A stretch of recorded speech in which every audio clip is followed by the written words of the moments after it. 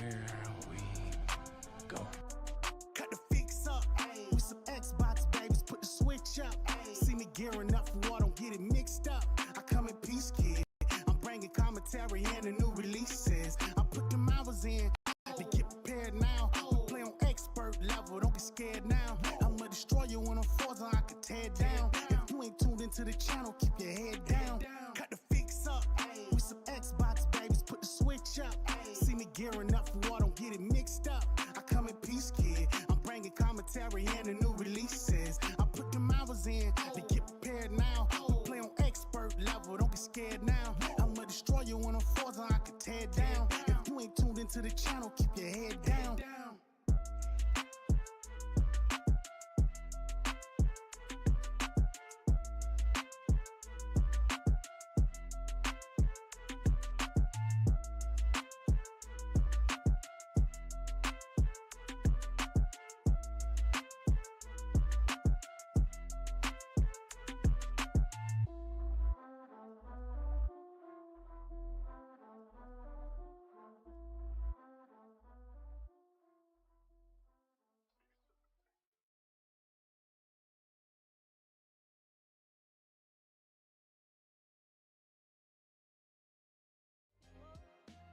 Yo, welcome to The Fix. You're here with myself, Infinite Umbra, and I'm joined by my co-star and co-host, Daniel J. McGee. Hey, everybody. Thanks for showing up. Yeah, and I want to make sure, by the way, while I'm talking, that they can hear you guys. So, yeah, we have with us a few guests that'll be joining a little bit after behind. So Hargeeta's a bit behind, and we also have another Nintendo head, Carlos, who will be joining us a bit later. So, but right now we have Twon with us right now. Twon, brother, thank you for joining us, man. It's nice to meet man, you. thanks for inviting me. Yeah, man, it's a pleasure. I feel like we have to more diversify when it comes to talking about games, right? Me and Danny, 100%. we typically covered Nintendo and Xbox and PlayStation, but I definitely do want to get the other side when it comes to, because it's the big three, right? So Yeah, 100%. yeah, but so I definitely do want to get into more of that. So I definitely do want to tap into some of you guys who know more and can, learn us, as they would say, learn us something. So yeah, tell the good folks about yourself and how did you, get into doing what you're doing in gaming in general. All right. I mean, I've been gaming for, man, as long as I can remember. Like the earliest memories I have of my life is usually me playing video games. So I've been it's been a while.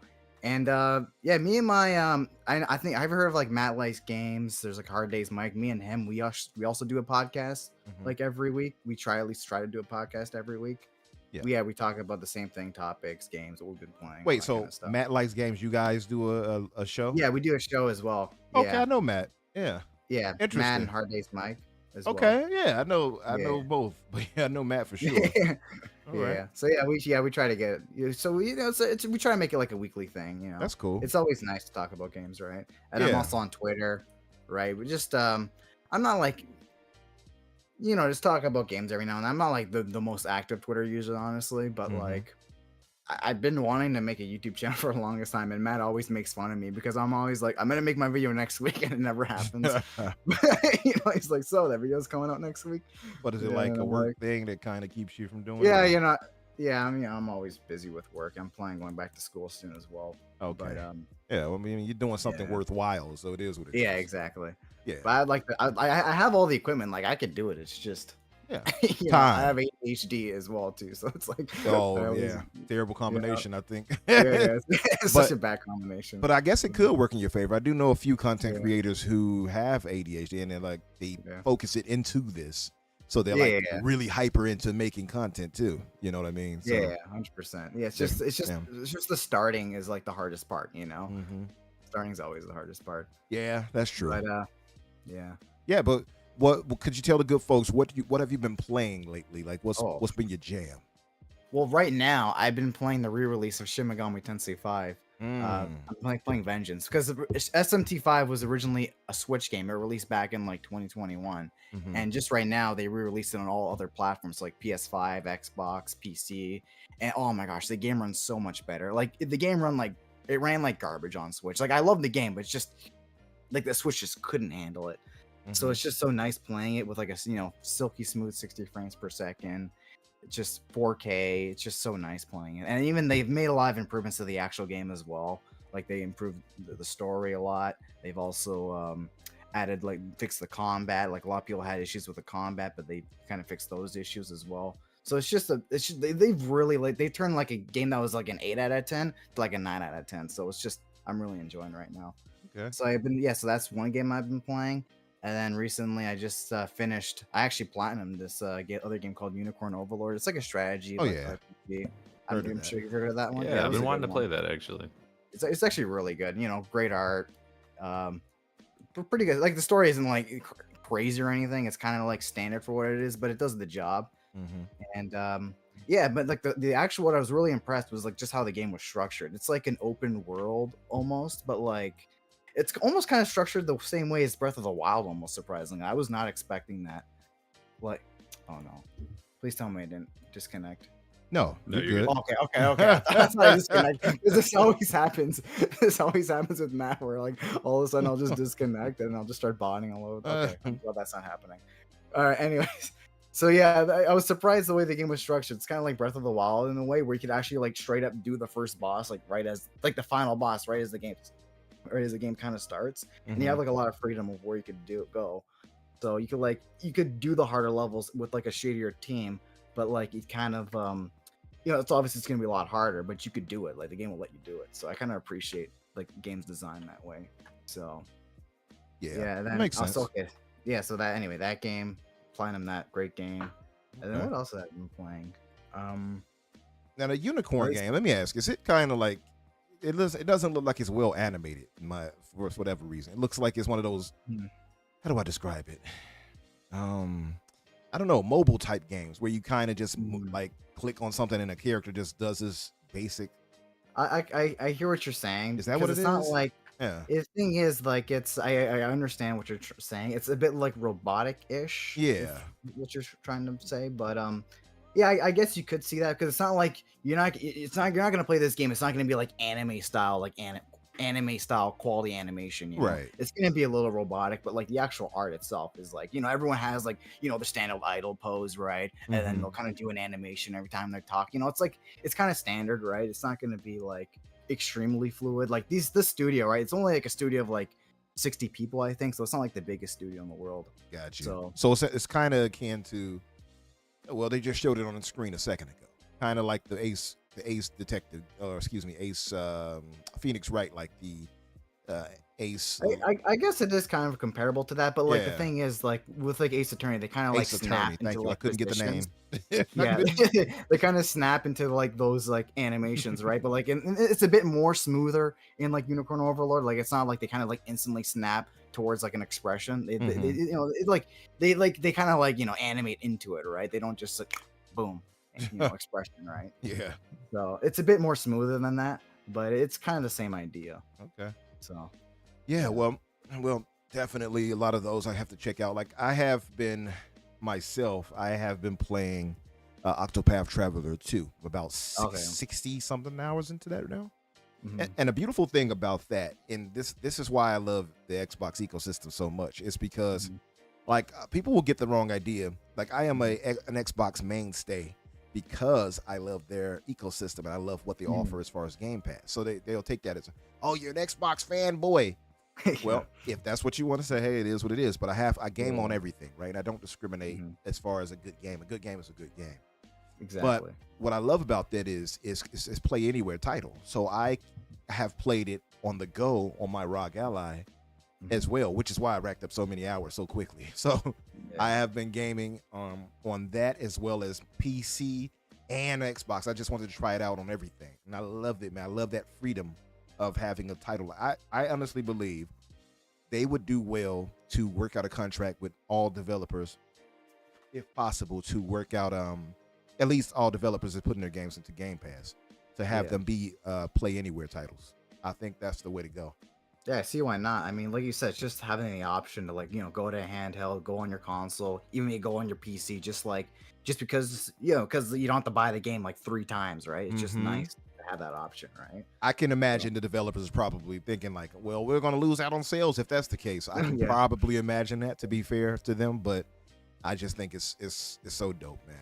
But yeah. But the best part too is like how the save also transfers over like seamlessly as well. That's like the best part as well. Yeah, So. I agree. And joining us now as well is the legendary Hardgeet Chani. What's up, brother? Oh, Hey, Oh, how's it there you going, go. man? I was just trying to get the unmute. He was looking for the unmute button. I was gonna say, Yeah, I was just trying to after get such the a unmute. great introduction Sorry. too, what's going on? Nah, I'm messing. What's up, man? How are you? Yeah, good. So, yeah, we were talking about the Nintendo showcase, which I liked. I liked it. You know, it was pretty good. I feel like a lot of people But, liked it. Yeah, it's Yeah. not up to the level of the Xbox One, but it's That's- I still mean, a lot of pretty good. people will make you think it's better than the Xbox One. They Well, they some have people. they have. I had a whole Some- tweet on it that blew up. I had people insulting me and such, and I don't Oh, yeah, take throw kindly everything to insults, so like I'll that. throw them back here and there. But I probably need to stop doing that. But we will get into that soon. Oh yeah. Yeah, Harky, tell the good folks what you've been up to, man, and of course to promote what you got to promote. Yeah, I've been trying to play the games that are leaving Game Pass as usual. Mhm. So I'm playing Fist Forged in Shadow Torch, I think is the name of it. Trying to get that finished. And then there was, It's a I think it good was game. Sword and Fairy, I think was the other one Mhm. that's leaving. So I started that one. It looks pretty cool. Like I've been liking that gameplay. So I'm gonna try to finish that. That one's like a 30-40 hour game, and the other one's like a 10-15 hour game. So I think I'm closing in on finishing it with Fist, and then I'll get onto the other one. Nice. But yeah, I have to the get back usual, into right? that. So you're a fan of Metroidvanias like myself, then, because that Fist game is it's a Metroidvania. Yeah, it is. Yeah, it's I've kind of actually a wanted to play Metroidvania. that game. I never ended should- up giving you it a should. shot though. Yeah, it looks pretty Yeah, good. give it a chance. It's pretty I cool. like Metroidvania too. Like I love like Metroid Dread Yeah. is probably like my favorite Switch game, honestly. Mhm. Like, I love that game. Well, it's on the screen right now. Speaking of Metroid, Yeah. but yeah, no, I like that Fist game, man. It's really dope. I was gonna say, so with that, like you're seeing these games too with the Metroid and all of that. Like, is that giving you hype for this Metroid 4 we're seeing here on the screen? Hargeet? Metroid Prime. Yeah, I like it. It looks cool. I don't know if this is the Switch or the Switch 2 graphics. I'm guessing it's Personally, I Switch, think but they're we'll showing see. off the Switch. Like if I had to bet Yeah. money, I'm pretty sure it's the regular Switch. They say it's Yeah, the same yeah. engine for Metroid Prime 1. Yeah, they've been using the same engine for like a long ass time now. Like Mhm. even Yeah. the remastered was actually like an updated version of the one they used back on the GameCube, Yeah. believe it or not. So Yeah. Well, yeah, they just update the same one over be and t- over. I guess it's kind of like it's software kind of thing where they kind of just have like a base guess. engine and they kind of just build on top of it. it'd be nice for Nintendo to finally join us in the current era. But yeah. but Yeah, using but- engines on the GameCube. I know, right? But yeah, yeah. Thanks for joining us, Harky. We appreciate it, Yeah, man. yeah. And last but not least, Daniel J. McGee, brother. What have you been up to? What have you been playing? Well, gaming wise, I finished Far Cry 6, and man, it's not great. Is the easiest way I'll put it.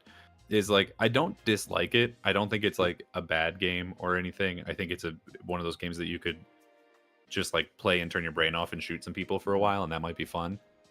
But it's maybe the worst example of a super bloated Ubisoft game that I've experienced in the last couple years, where it's just like there's nonstop things to do, but none of them feel like they're worthwhile. And then the story ends in like a really weird place where I won't spoil it because it's still relatively new, but like the plot of the game is that you're like building up this revolution to take out the president of Yara, who's Giancarlo Esposito's character. Right. And the entire time that I'm doing it, I'm like, every single person that I've met in this revolution is completely incapable of doing anything but shoot people. Like, none of these people have a mind for politics or giving a speech or talking or just not being insane. And most of them feel like Borderlands characters. And it's like, am I on the right side here? Because like the bad guy is bad. Like bad. Like he's killing people and like That's pretty bad. making drugs that kill people. He's doing bad things. Yeah, sounds like, a very bad guy. But it's like we're just creating chaos, and I don't know that any of the people in La Morale or Libertad or whatever, the different revolution groups, like I don't know that any of them are going to do a better job. I really don't. So I don't know. Where would you stack this in the other, I guess, in a series, I suppose? So my rating of the Far Cry games is probably different than most people because I also didn't super care for 3. Like I thought it was good, but it wasn't my favorite. I like I Far think Cry 2 better, honestly. I didn't play 2, so maybe that's why my ranking is off. Okay. So I've only played 2, 3, 4, 5, and 6. And I would say, for me personally, I think 5 is my favorite of those. Then 3, then 4, then 6. Blood Dragon's pretty good. I actually really. Oh, like I did play Blood Dragon 2. That one's really great. Okay. What about the Primal? Didn't play it. Okay. Yeah, I didn't play that, and I didn't play New Dawn or whatever, the like post-apocalyptic one. Yeah. I never touched those ones. But then I also played a couple of indie games this week. I finished out Harold Halibut, which is a really interesting idea for a game. It's for anyone who's listening, they don't know which one that is. It's a completely like claymation made game, and I mean that literally. Like they made actual clay models for every single character and every single location, and then they took photos of them moving and did all the animation that way, which is really, really impressive. And I like the game quite a bit. I think it's really ambitious. I don't think the story carries it, and the gameplay is very, very basic. It's a lot of just like walking around and talking to people. It's kind of like it's almost like a visual novel, but just the visuals are very unique, if that makes sense. Yeah. It's definitely worth the time because it's a really short game. I think I finished it in like maybe 6 hours. It's like the kind of game you'd buy on Steam for like $5. For sure. Yeah, like this is not a pay $20. I played it through Game Pass, but it's in Game Pass though, right? Yeah. Okay. So like I wouldn't pay, 20 whatever full price is for this game. But it is definitely worth your time to like look at and just be like, wow, this is a really interesting idea. And then I played Still Wakes the Deep, which I thought we were going to talk about today, but then I don't know that we still are. But it's a lot of fun. I like it a lot. It's it has some bad level design, but otherwise it's really cool. It's like I didn't really pay much attention to it in the build up for it, but it was I turned on the game and I was like, one of the voice options for this game is to have it entirely in like Scottish Gaelic. Why is that the case? And then you start playing it and you're like, oh, everyone in this game is Scottish. That's crazy, because like my family's Scottish, so it's like talking to my grandparents the whole time, and I was like, this is wild. So it's really fun because sometimes people are like going on these long tangents in a very heavy Scottish accent, and I imagine I'm gonna go on a limb and say it probably didn't review well because probably a lot of people couldn't understand what they were saying. Because I know Scottish is a tough accent for some people. I have experience because of my grandparents, so I understood it, but like it's wild and it goes some places. I think my favorite thing about it is that it has this like film effect on it where it almost looks like it's being recorded on like an old like handy cam, like it feels like when you're looking at old like home videos a little bit, like from like 2003 or something. Like old, right? So it's got this really interesting effect to it. It's definitely worth the time because it's even shorter. This game's like you beat this game in maybe 3 hours, maybe 2 if you're speed running, because there's not a whole lot to it other than just like do the thing. But and then the only other thing that I want to mention, sorry, I was going to tell you your mic is kind of like making. No. Okay, I thought that was my internet. Okay. Yeah, just so it's doing the kind of. What's it doing? All right. I don't know how to describe it, but like it's kind of a weird Hall effect kind of echoey thing where cut out briefly and it's like I'll Well, get up on it. Like he cut out on me, but I'm not really hearing an echo though. I don't know. I just updated my computer. Yep, there it went again, right? Cut out again. Yep. Yeah, he did it again. Oh God. Yeah, And and it's back for a second. my computer's updated, so I don't know what it's gonna. All right, dude. Yeah. Okay. Hold on. Let me do a thing. Yeah. Since we're talking about indie games, actually, that kind of reminded me of this whole thing that was going on Steam, where it was like I think it was like called like the Next Festival or some shit or something like that. Yeah. And they had like a bunch of demos for a bunch of indie games. And I've actually played a few of them, and one of my favorites was probably Aereo GPX. It's probably like the best F-Zero clone I've ever played. Like this guy, like really understood like how F-Zero plays, like the physics, the sense of speed, the combat, like everything down. The only thing that's missing is the music, because you cannot like getting music on par with like F-Zero X or GX is like almost impossible. Like the music in those games are just next level. Really good. So Yeah, I haven't yeah. seen all of those games. I looked at some of them on the Steam. What you were talking about, the what was it called Yeah, again? I think it's called like the Next Fest or something. Like Yeah, the Next Fest. This was going on Yeah. during the, what was that showcase? The Guerrilla Collective, I think they showed it. Mhm. Like I saw all those too, and I actually wish listed a bunch of wish list. There we go. I wish listed a bunch of those really good looking games. This is one game I saw called Possessors. I never heard of that one. Looks really good. Check that out when you get a chance on Steam. Yeah, Possessors. Yeah, another one I played a bit was called Parking Garage Rally Circuit. So it's basically like a rally game, but you're like in a parking garage, and it looks like a Sega Saturn game. And they really take advantage of that. Like even all the menus and everything, it's like the action. If you're using the action replay on the Sega Saturn, like it's like little things only I probably would have noticed. Like I feel like most people wouldn't even like notice this stuff.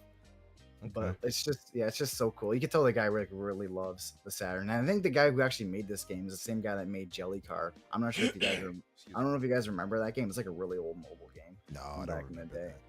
I'm not big on mobile too much, so I probably would Yeah. never remember those. But That's fair. Danny, how are you sounding now? Let's see. I don't know. Yeah, I reset my internet because sometimes it Yeah. connects to the wrong Yeah, a bunch of hot access spots. point or whatever. Seems like it's good. So let's move Well. into the news roundup. Sure thing. So you know what? Before you do that, let me say this. I'm sorry. I forgot. I had just said it to the chat, and I'm like, oops. So first and foremost, welcome everyone in the chat. If you all have not done so, please hit that like button and share out the show on Twitter. I have it on my timeline. If you would do me a favor and share that out. Yeah, so let me just say hello to everybody. Mr. Bushido, what's up, brother? Welcome. Gray Monad, our moderator. Thank you for being here, brother. I'm sorry, I've been coughing, so I'm trying to get myself back right. Palpatine, what's up? Thanks for joining us. John Wolf, I see you. Legendary Yobi. Don Otaku, who says, I won't throw insults at you, Infinite Umbra. Only at Unreal Engine 5. Blasphemy. That's how you get banned. Aaron, AA Run. What's up, my Swedish Sweeterland brother? And Abdel, what's up, brother? Thanks for coming through. I know it's late for you, or very, very early, I suppose. He just beat Mog, he said, to enter the Shadow of the Erd Tree. Also, you would want to keep our rates low on Xbox, eh? But yeah. Speaking of that, I have an announcement for that. And Spartan 661, what's up, brother? Speaking, yes, 2:25 a.m. for you. Yeah, I figured it was pretty early or late, however you want to look at it. So Shadow of the Erd Tree. We'll be doing a giveaway next week for Shadow of the Erd Tree. So for those of you who are in the chat, you're thinking of getting that, you may want to get it for Steam, PlayStation, or Xbox. The DLC or expansion, I guess you could say. Keep an eye out on that. I'm going to be posting it on the timeline probably tomorrow or so. Maybe Saturday, maybe Monday. I don't know. We'll see. Maybe Monday. I'll post about it for the contest. Basically, it's gonna be pretty simple. Follow me, like whatever, basic stuff. And it's gonna be my buddy Young Kiryu who's actually giving it away. So he proposed it to me and said, "Hey, would you like to give this away?" Because he's a big excuse me, I almost said Erd Tree. He's a big Elden Ring fan. So he offered that up kindly, and yeah, I'm going to give that away. Also, too, it slipped my mind completely. I was supposed to give away a hyperdrive, hypercharge. Excuse me. I was supposed to give that away for whoever got closest to the picks for the Xbox Game Show, and I completely forgot. Sorry to say that. So next week I'll be giving away not only that to the winner of that, whoever got the closest. I'm going to go through that and look through it. But also, you can enter for the Shadow of the Erd Tree expansion. So keep an eye out for that contest, and and make sure you follow the rules to the exact. Because some people just seem to think, oh, I'll just share it and not like and do everything else he told me to do, and you're disqualified once the time comes. So make sure you follow it for sure and fully. But yeah, Danny, please, the news roundup. So the first thing I've got here is that there was a leak for that Wonder Woman game that they've been cooking up over at WB, Wonder Woman. and it's basically the synopsis of the plot, not like huge spoilers for it or anything, as well as concept art. It looks like maybe it was something that they were sharing out to maybe press or something, and then it just got leaked out because of course it did. So basically what it is it all we've gotten out of it is it looks like the main villain's going to be Cersei. We got a bunch of concept art of her, and it looks like probably also Cheetah and Medusa were in the background of some of the pictures. It was also part of the like text that came out with it said that apparently it somehow teased, quote, iconic DC characters. So I guess maybe it's unclear to me whether or not that just means other like Amazonians. There were a lot of there's a lot of other like her mom and other warriors from Themyscira who could potentially show up or whatever, or if they literally mean like, hey, Batman might be there. So who's to say for sure there? And then they just reiterate that the Nemesis system is going to be in it, and there's going to be a lot of procedurally generated enemies for that reason. That's pretty dope. I think too they were saying like I guess it was leaked because of people who were supposed to have signed NDAs and such, and they kind of shared it out anyway. Yeah, it seemed like they like a focus group or something like that. Yeah. So yeah, can't trust anybody to do anything. Yeah. So they shared we that have- out. Yeah. What were we gonna say? But do we have any idea, like, the devs behind it? Like, is that leaked at all, or is that, like, unknown as of right now? It's I'm pretty sure it's a WB Montreal, but I think we knew that because I'm pretty sure when they announced it, like we knew which team was working on it. I'm not sure. Let me double check that. Yeah, but Yeah, 'cause I feel like Rocksteady's probably off the table. I will Yeah, I say think Rocksteady's working on or they almost- just finished that Suicide Squad game, yeah? Or was that Yeah. Montreal? which game No, for no, the Wonder they Woman just you're talking did about? that squad. Oh, it's Monolith. Yeah. It's Monolith who's making. Yeah, that's Okay. Monolith for that. Yeah. Yeah. I will say, like, from what I saw from the art, it does look pretty good. I like the style they're going with it. You know, it looks like it could be pretty good. I will say, just for my own stylings, I hope that they kind of model her closer to, and maybe it's because I'm just so used to seeing her that way, more from the Justice League Unlimited and all of that. I would hope that they have her looking closer to that. I just think that's her coolest look. Yeah. I mean, we have a couple pictures of it, and it kind of seems like that's sort of the direction that they're going with the costume, at least. We won't know what the actual game looks like until we see it. But it seems like that might be sort of the direction they're going. Another thing that we got out of this is apparently Cersei is going to be played by the actress who played Yennefer in the Netflix Witcher show. Okay. So Cool. So Wonder Woman might also be played by a famous actress. Yeah, there we go. Like maybe they Just to can say. get up and coming great actress who played her I in thought an you were actual gonna say live Gal action. Gadot. I was. No, don't do it. Don't do it. She can barely act in person. She's not gonna be able to do it digitally. Yeah. We'll see. What else do we have? There's been a couple of layoffs. Embracer shut down Pieces Interactive, who was the team that made Alone in the Dark. It's just more Embracer failing to get their stuff together. It's honestly really embarrassing at this point. Alone in the Dark was a game that I was interested in playing, and then I didn't. So I guess I didn't help the situation. But all I know about it is that like that YouTube pre-roll ad where there was the really bad voice acting, where there was some lady who was like, "Why are you so sad, Emily?" And like that's all I heard over and over again. And I was like, okay.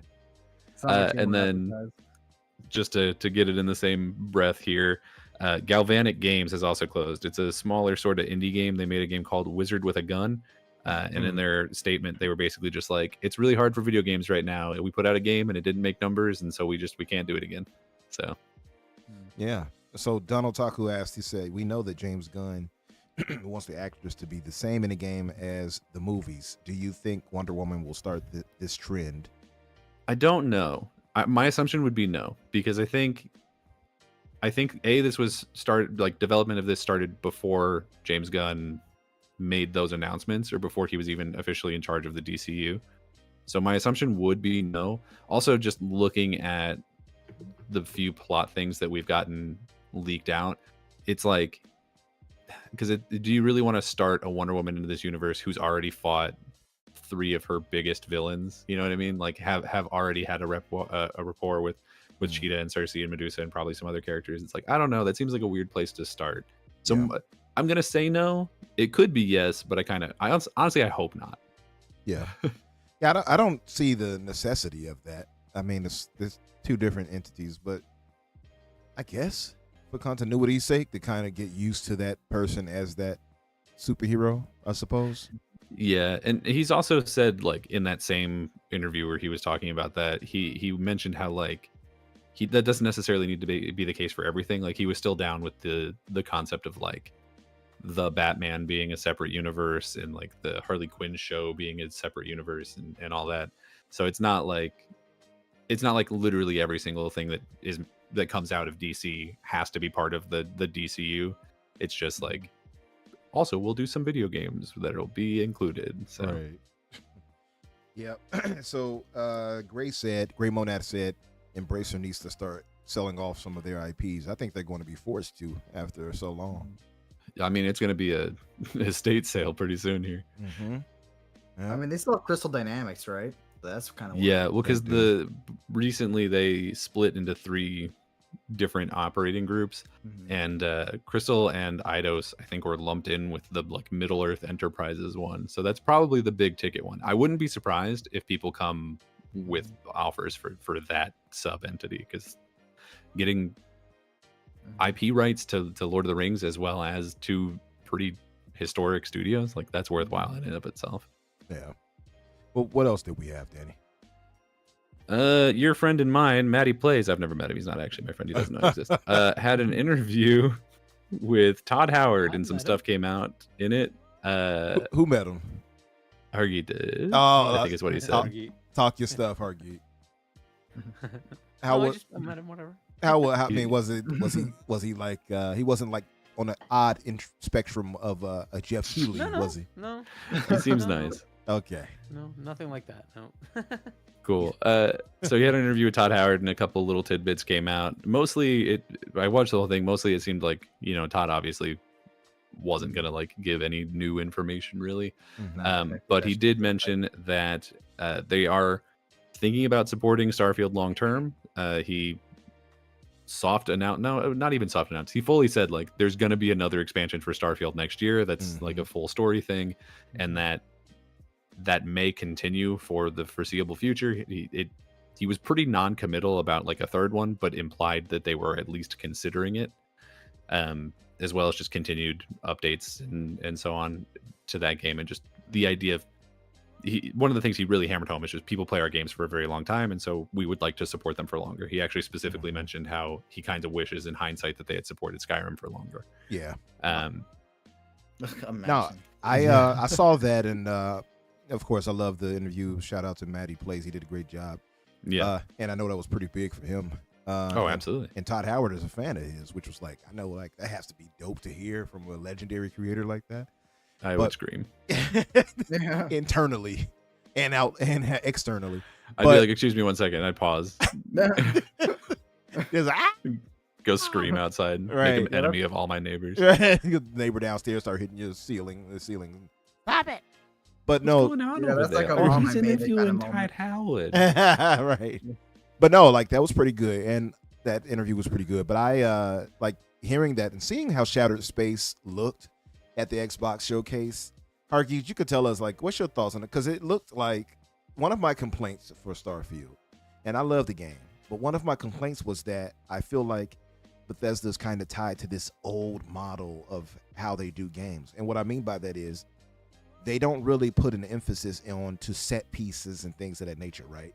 So you just kind of get what you get. Like, that's the story, and then it'll just zoom in on a character talking to you. It's not really cinematic and such, right? In big moments. Yeah. So, but Shattered Space looked kind of like closer to that. It looked more colorful. It looked more like vibrant, and like it looked like it had a more of a linear path kind of situation. What's your thoughts on that? Yeah, it looked good. It's House Faroon, which was what we were hoping to get, right? Because that was the one that did not go into. True. And they set up this mystery around them, right? So It cool. that was they pretty actually let them heavily visit teased them. that like there's more story here. I wonder where Yeah, that will obviously, be. right? Like, yeah, and it's good that Mhm. they're going there, so that's pretty cool. From the interview, we get that basically the DLC is that, right? So you're gonna primarily be doing stuff with House Varun, and they have that fleshed out in their area, so that's pretty cool.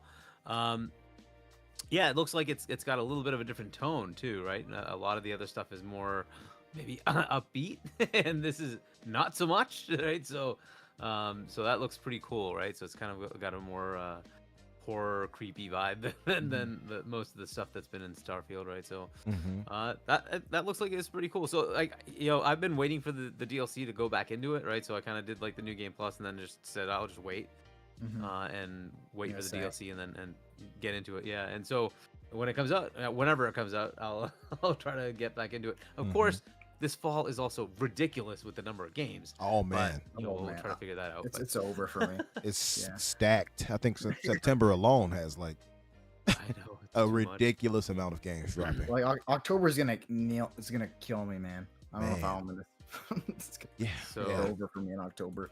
So yeah, it looked good. yeah, definitely look good. I love the whole idea, and that's the thing. Like I think Maddie, I forgot how he explained it. Danny, you might remember. He was saying like the way he sees their single player games, like their single player live service or something like that. I forgot how he. Their live service. Yeah, where it's a single player story focused game, but they continuously Yeah. like update it and give you like new stuff to it, Mhm. which I think is fairly accurate, right? I mean, you don't really get that from a lot of developers, yeah, be it budget reasons or whatever. But like Bethesda continuously sticks with their games, so I think that's a major plus for them in some ways. For sure. And one of the other things that he mentioned in that interview was, and I didn't write down all the numbers for it, but he was talking about how like, yeah, people still to this day are still going back and like playing Skyrim and playing Fallout 4, and obviously 76 is blowing up. And he said like, I think he said Starfield is at like 14 million players with an average playtime Yeah. of I think it was like 40 40 hours. Yeah. So it's like, yeah, but that's just kind of doing all right. Yeah, they're doing pretty good. They're they're getting some work done out there. That's pretty damn good. 14 million players, 40 hours average. That's great. Yeah, the And- 40 hours average is like pretty impressive too. That means they 'Cause a lot of probably people will say, completed the like- story. Yeah.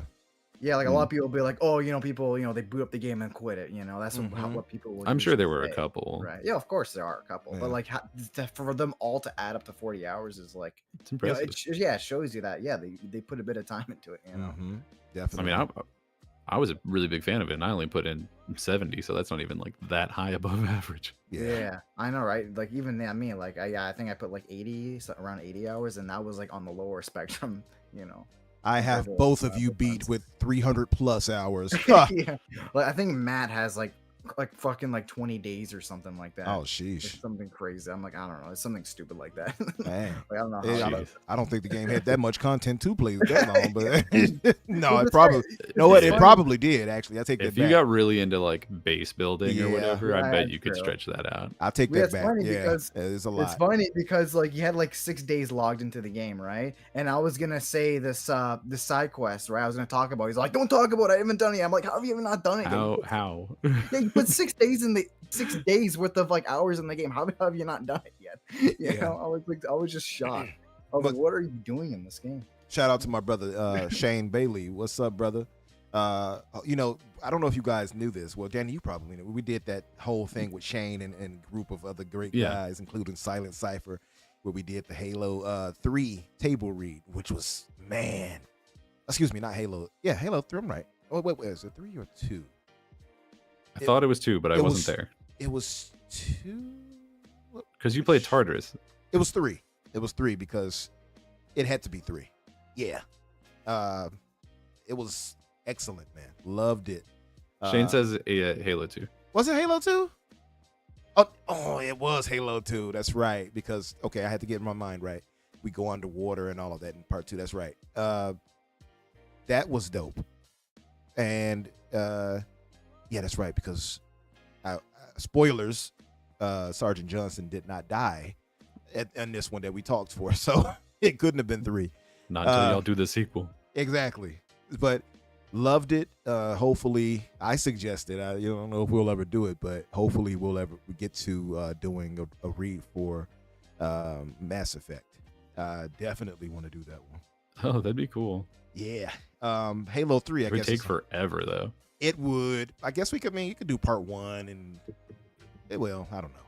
Hey, it's up to you, Shane. You have to plot that one out. It's going to be tough, though. Maybe I do it in parts. But Legendary Yobi said that the Ultima mod list added tons of hours to Skyrim. That mod turns the PC version into a whole different game. I saw that, Yobi. Actually, like, that helped me. Seeing that helped me go like, yeah, I'm going to start playing more of my games on PC. Just because of like stuff like that, where you can essentially transform a game into something like crazy. Like, it's crazy what these mods can do. And that game looks like it's in Unreal Engine 5 by the time they finish with those mods. It looks ridiculously good. Super impressed. He said, oh, Shane said that. He says, Bess, we'll do Halo 3 one day. I'm so busy. I figured you were. I figured you were. He said he's thinking of Revenge of the Sith table read. All right. Okay. We're trying to save Star Wars one table read at a time, huh? The Acolyte is destroying that. Hargeet, maybe you might want to get in on this Star Wars table read. Yeah, no. I play don't know what you Anakin. speak of. Yeah. This dead franchise you speak of, I don't understand. I knew you were like, hell no.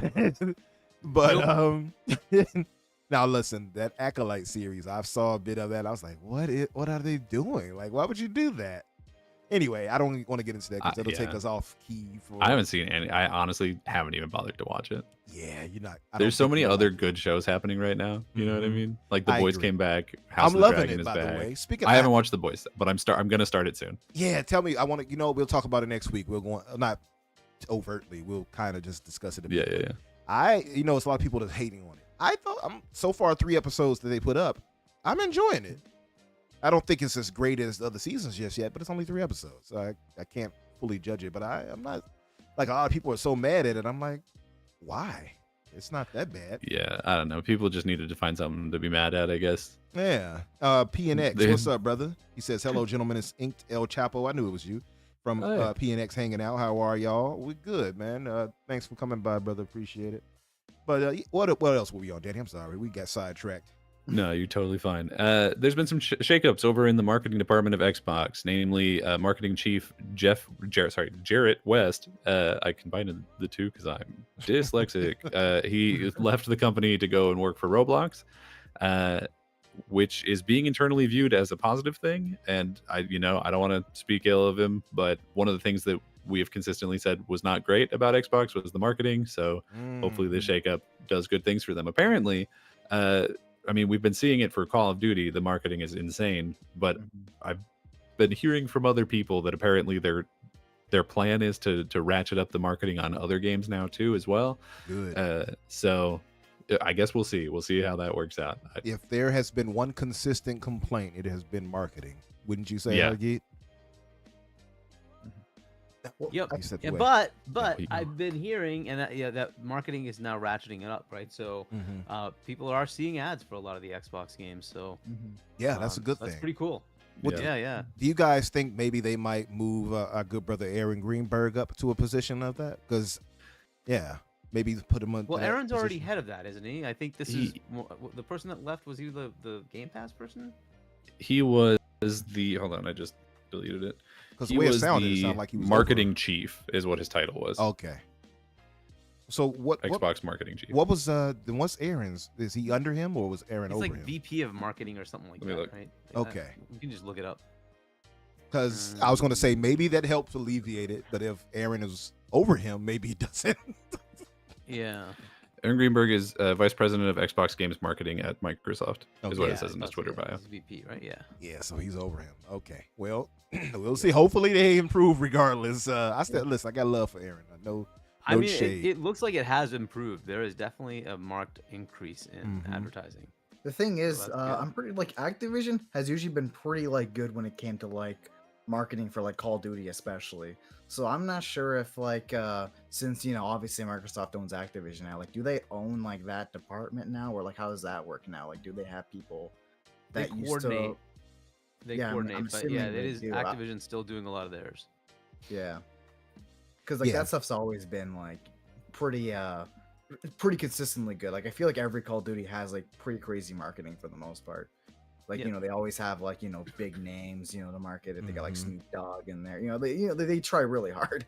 Nicki Minaj. Yeah, Exactly. I think Call of Duty is getting a little crazy. They're kind of going like that. They're getting a Fortnite, little right? overboard, if anything. Yeah. So. I was listening to X and C with Colton Mag, and you probably heard it. How he was talking about Nicki Minaj ran up on him, and he just saw like I said in the chat, like, did she twerk on you? Like, Probably. she probably did. It's like, but anyway, fatality, flawless victory. But yeah, what else do we have, Daddy? Let's see. Oh, Nvidia is now the most expensive or valuable, however you want to Yeah. word it, company on the planet. Wow. Not too long ago, Microsoft overtook Apple. They'd been sort of jockeying back and forth for a while there, and Mhm. Microsoft finally Mhm. jumped over them. And then Nvidia was like, "Hey, check this out." Yeah, And now for We my got next AI. trick. Yeah, the AI blew up for him. Yeah. Yeah. Yeah. Oh yeah. Shout out to Nvidia. I got my 4080 Super. Shout out to Hardgeek too for helping me with the build. But yeah, it was only. I guess it was inevitable, right? I'm guessing that Microsoft getting into AI like they're doing as well to probably have them leapfrogging them as well. Probably jostling for position It's not between those impossible. three. Yeah, they're not super far off. So the numbers that I have here, and this was, I don't know how long ago this screen cap was taken, but Nvidia was at a market cap of 3.335 trillion, and Microsoft was at 3.317. So not like a ton. I mean, like those are huge numbers, but for companies that size, like not an insurmountable lead. You know what I mean? So it's like it's not impossible, but also Nvidia is doing some big stuff right now. They're partnering with a lot of people and getting that AI all over the place. So I don't know. We'll see. Yeah, definitely. Well, shout out to Nvidia. I mean, hey, more power It's to crazy to them. think there's a company out there that Microsoft can't buy. It's just crazy I, to think. I about. know, right? You know? Yeah, there are a few. Uh, Yeah, there are For a few. context, the two under Apple are Google and Amazon. So we're Mhm. like They're not buying them. Yeah, so we're it's- looking yeah, at the world leaders right here. pretty Yeah. much world domination. Yeah, I mean, New world order. So what else? What else did we have? hey, we've got the part of the show where the audience turns against us. Yeah, I'm talking about wrestling. So, the Wyatt 6 debuted. I don't know if you saw that. Have you been keeping up with wrestling post WrestleMania like at all? I have, but not as much as I was before. But That's fair. yeah, like I haven't seen enough eventful things happen, but I did see a few. I see that the girl, like at the angle they're going with the girl, kind of like stalking.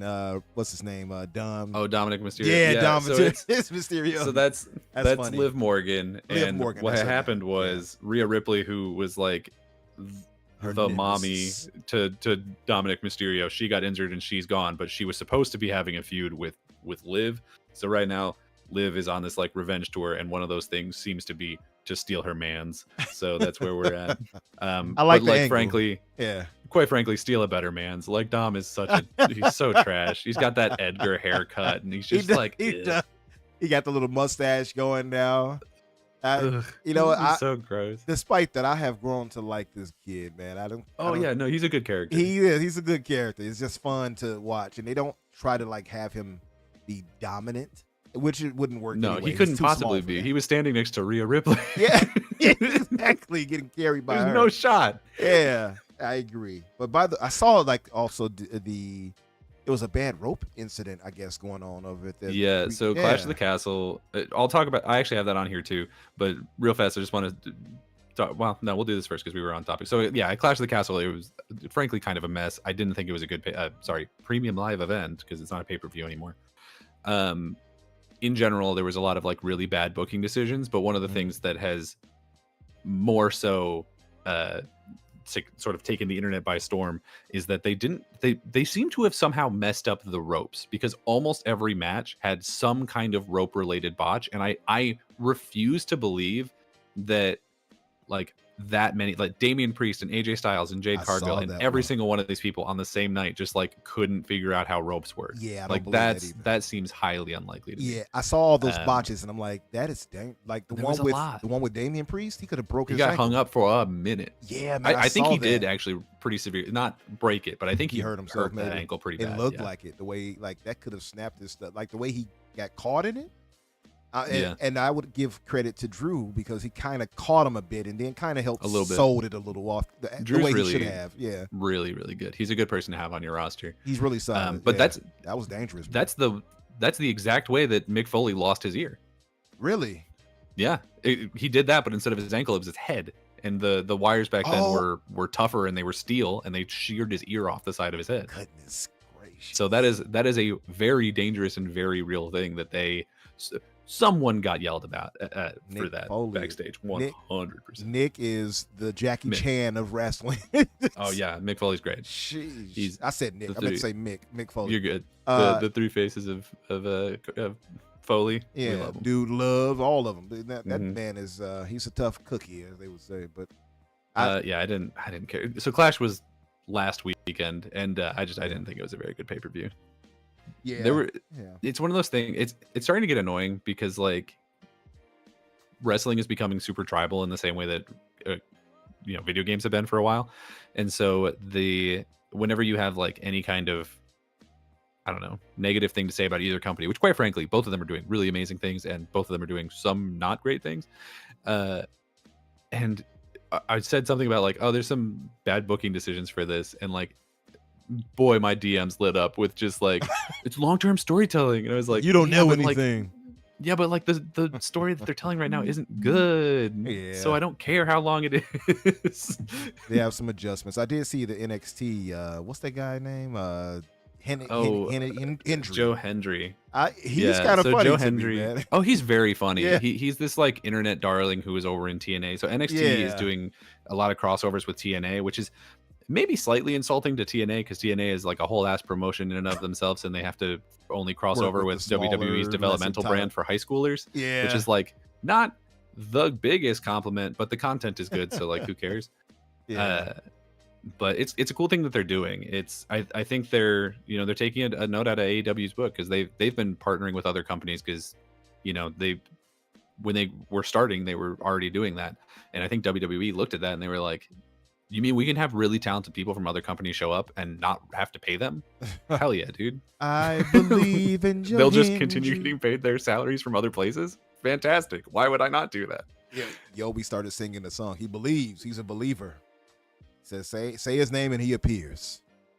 Oh yeah, Joe Hendry's great. He's really, really good. I like when he but walked out there and he did the little like Oh, he's got MySpace like pose and looked to the side and like my guy's got with the light shining on an him. 11 out of 10 shit-eating grin. Yeah, Like it yeah. is.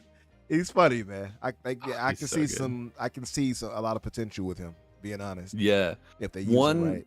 One thing going on in WWE right now that I think also has a lot of potential, but in my opinion is not off to a great start, is the Wyatt Six. So Oh, the Wyatt yeah. Six debuted on Monday, and I think they all look really, really cool. So what this is the sort of like Bray Wyatt tribute band. The leader of it is Bo Dallas, who's playing a character called Uncle Howdy, and he Yeah. is Wyndham Rotunda's real brother, who was playing Uncle Howdy before Bray actually in the real world sadly passed away. Yeah. So they took a big break, and now they're like, Bo, I think specifically was like, I want to carry on this storyline as like a tribute to my brother and do all this stuff, and I think it's a really yeah. great thing. I can respect that. So the group is called the Wyatt Six, and there's Mhm. only 5 of them because Bray was supposed to be there. So Yeah. that's why there's only 5 people. But so Bo Dallas is Uncle Howdy, and then all of the the puppets from the Firefly Funhouse. This is going to be just a lot of nouns for people who don't know what I'm talking about, and I'm not going to take the time to explain all of it because it would take too long. I apologize. Sister All the puppets from the Abigail. Firefly Funhouse have become real people, and I don't know how they're going to handle it exactly because all those real people are also wrestlers that we've seen before. So Eric Rowan has returned, and he's Ramblin' Rabbit. Dexter Loomis is Mercy the Vulture. I think his name was Mercy. Joe Gacy is Huskins the Pig Boy, and Nikki Cross is Sister Abigail, or Abby the Witch, or whatever. Yeah. So they look really cool together, and I do think that there's a lot of future for that group. I do think also that if you're, I always forget the name of Rhea Ripley's group because I don't care about them, and I just always think of them as Rhea Ripley's group. What are they called? The Forgotten Sons. Nope, that's the other one. Damn. Judgment Day. So Judgment Day. I don't know why I can't remember that. Anyway, I don't think Judgment Day is long for this world. I don't think we necessarily have room for two creepy stables, especially when the best part of one of them is out injured. Yeah. I think, and plus you got Damian kind of doing his championship thing. He's kind of leading. He's doing his own thing. He's being a leading man. But I would say too, I think Finn's going to turn on him. I think that's what's going on. I think so too. Like they kind of set that up when he like defended who was that he defended? My man from the Bloodline. When he kind of like tried to stop them from attacking him. You can kind of see they're setting it up. Oh, yeah. But I would say like him, Damian Priest, Rhea, and Dom are like the only three I really care about from that staple anyway. So I can see them. I mean, that is most of it because it's just because that's the whole staple is it's Rhea, Finn, Damian, Dom, and technically JD McDonough. But I don't know, man. Does he count? He's not even on the t-shirts most of the time. So does he count? I don't know. But pish posh. But so I think the Y6 looks just to throw this out there. He said that wasn't true. He said the TNA talents are getting paid. Jordan Grace.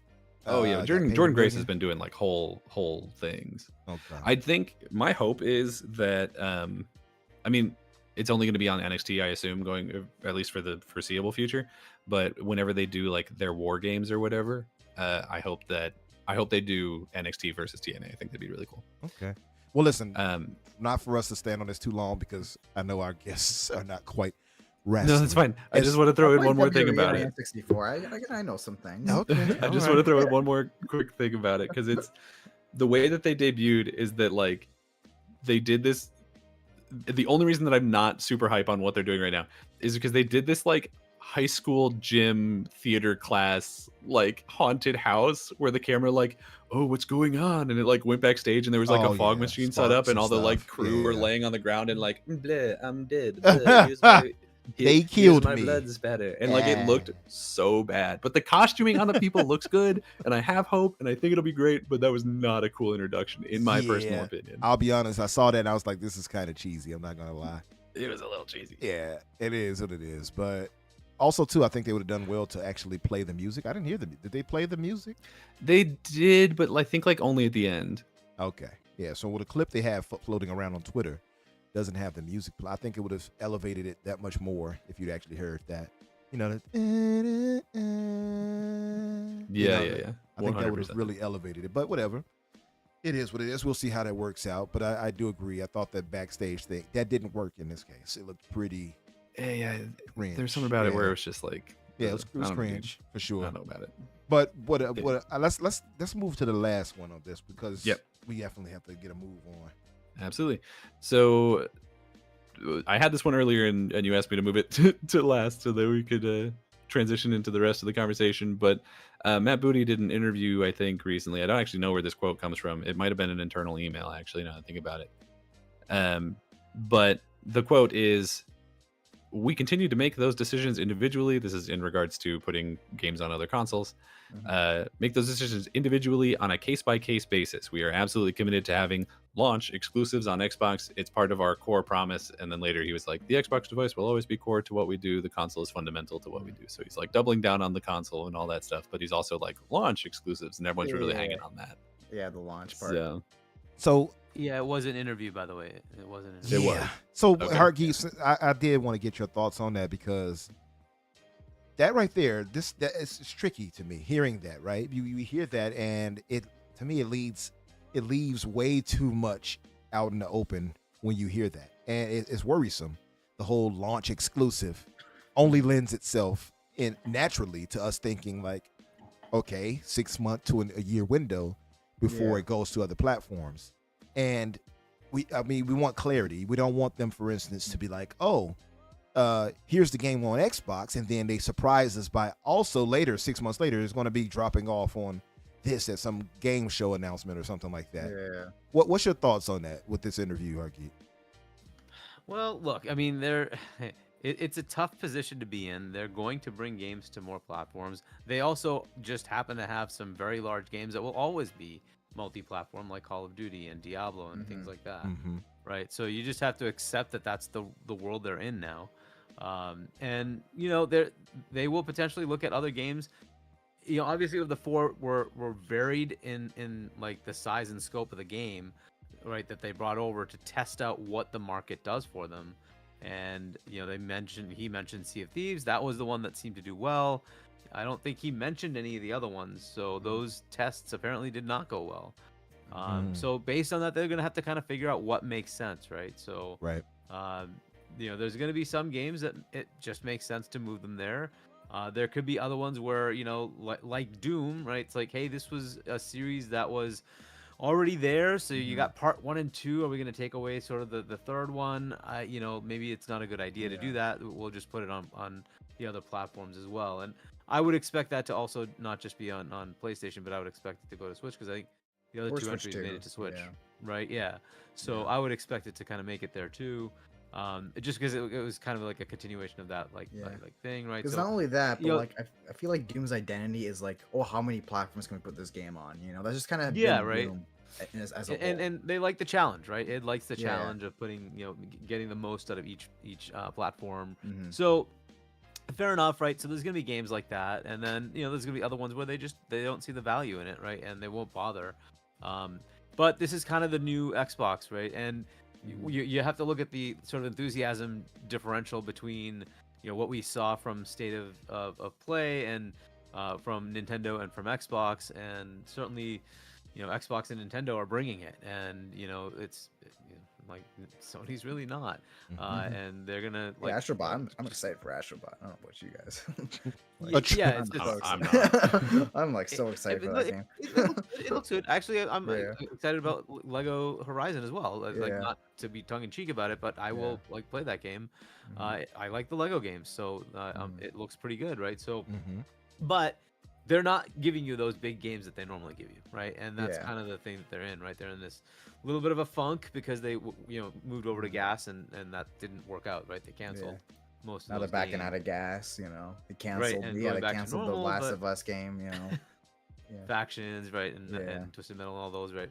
But either way, even if some of these games go over there, I think the showcase consistently being like this, it's gonna happen, right? Next year is gonna be like this too. The year after is gonna be like this too. They just have that many games. It's just the way it is, and that will just keep rolling. I mean, And, when you own 50 you know, studios, that's just gonna happen, you know. right? Yeah, And you they would keep assume. making third-party deals, right? Yeah. I just signed one with the Rocksteady developers, right? They left over, you know, Rocksteady, and they made a new studio. What was it, 100 Star or something like that? Yeah, 100 right? Star. And then they built a new studio elsewhere. Like, they just keep doing this, and like you're just gonna continue to get more and more games. We haven't even heard about the Wu-Tang game yet, right? There's so many games, right? So they have a ton of stuff to keep you know, showcasing.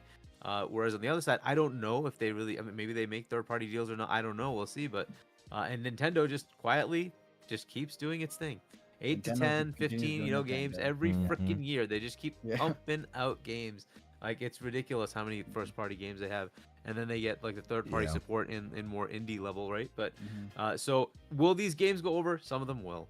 Is it going to be the end of the world? I don't think it is anymore, because like, look, basically the showcase tells you that Xbox is where the enthusiasm is.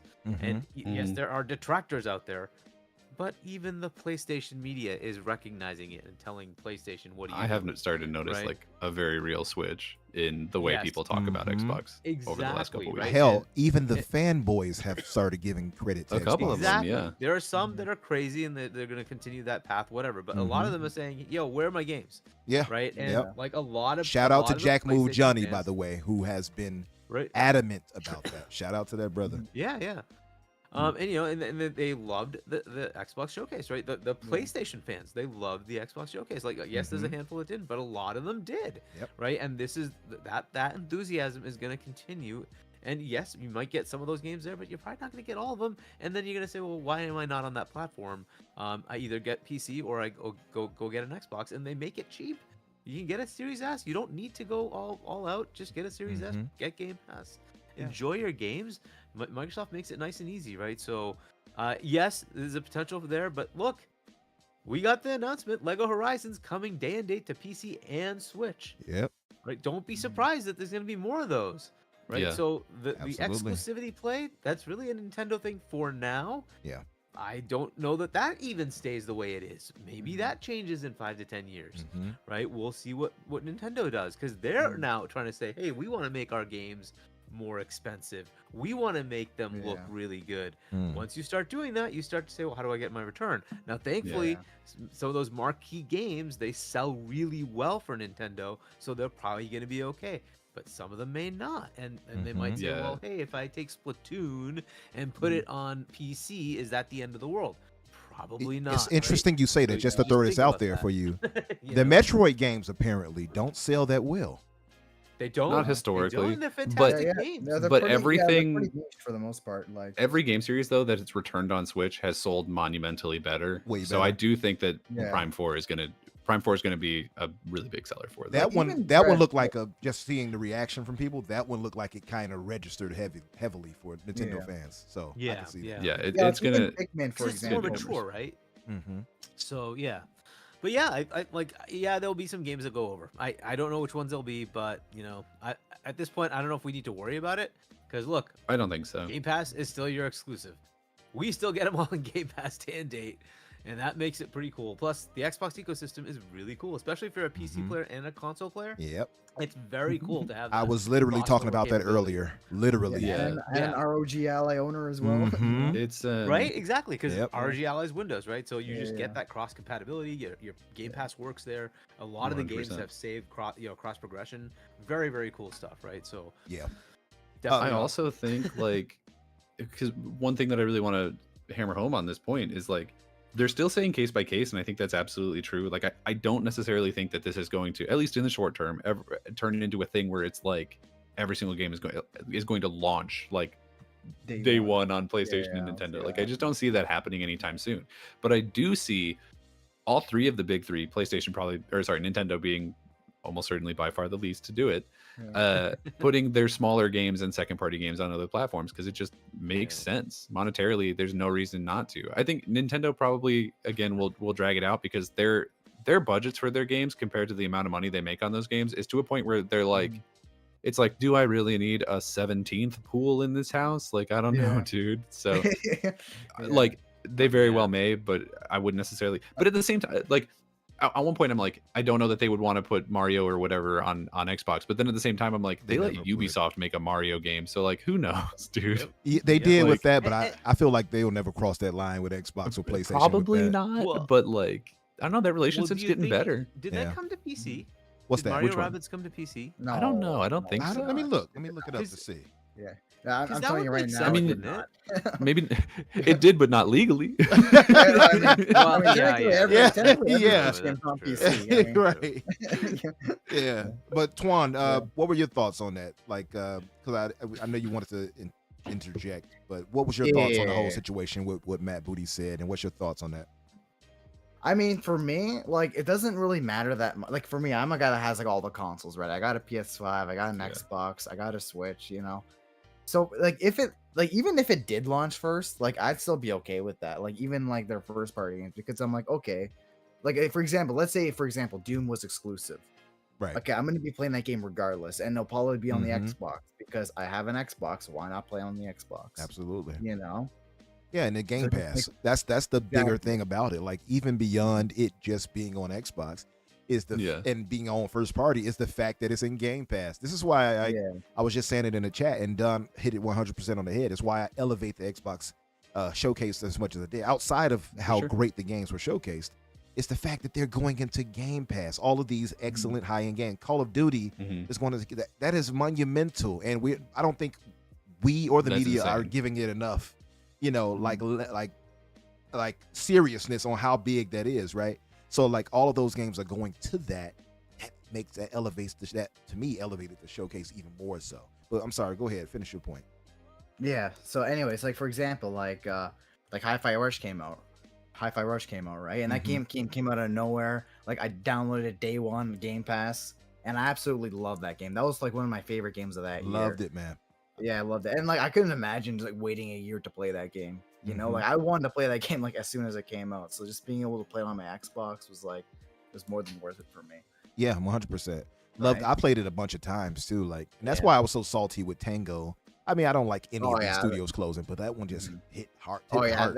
That would hit everyone the hardest when fucking Tango closed. Yeah, I was like it really put like everyone in a bad mood. it did. Like I know a lot of people been like I'm done. You know, like a lot of people are straight just. I saw it. Yeah. You know. But your thoughts on Matt Booty saying what he's saying? I think Hargeet, I think you nailed it pretty much. Like, I mean, it's a reality that I think Xbox guys are going to have to get content with, and I think I'm there like you, Hargeet, largely because I'm on, you know, I got the PC and everything, so it's kind of like whatever, I'm getting whatever I want. Yeah. So what's your thoughts on that when it comes to that, like when it comes to outside of what Hargeet pointed out, like it's going to happen, what do you think they need to do to kind of, I don't want to say soften the blow, but make sure that the messaging is right on that? What's your thoughts on how they should handle that? Like I feel like, because the thing is, like they have so many studios now, right? Like they have a lot of like publishers that were third-party publishers for like the entire lives. Like you got Bethesda, you have Activision,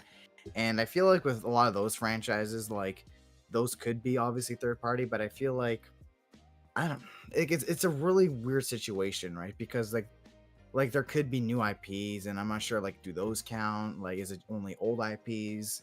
Like it's a really tough situation that they're in right now, because like I don't even think they don't even know, honestly, because it seems like they're kind of winging it, honestly. Yeah, because like it seems like, okay, we're gonna have exclusives, oh never mind, we're not gonna have exclusives, you know, it's like or we're gonna sometimes have exclusives. It's like I feel like they definitely need to be a lot clearer on the messaging.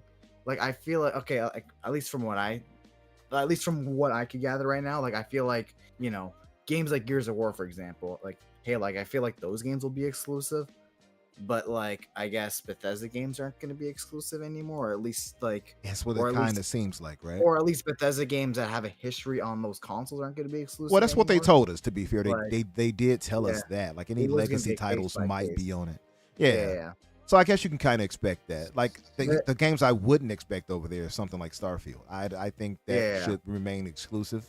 But like if you got an Elder Scrolls, I can see that being there, and I wouldn't be mad at it. Although that would be a major cap in their favor if it was exclusive.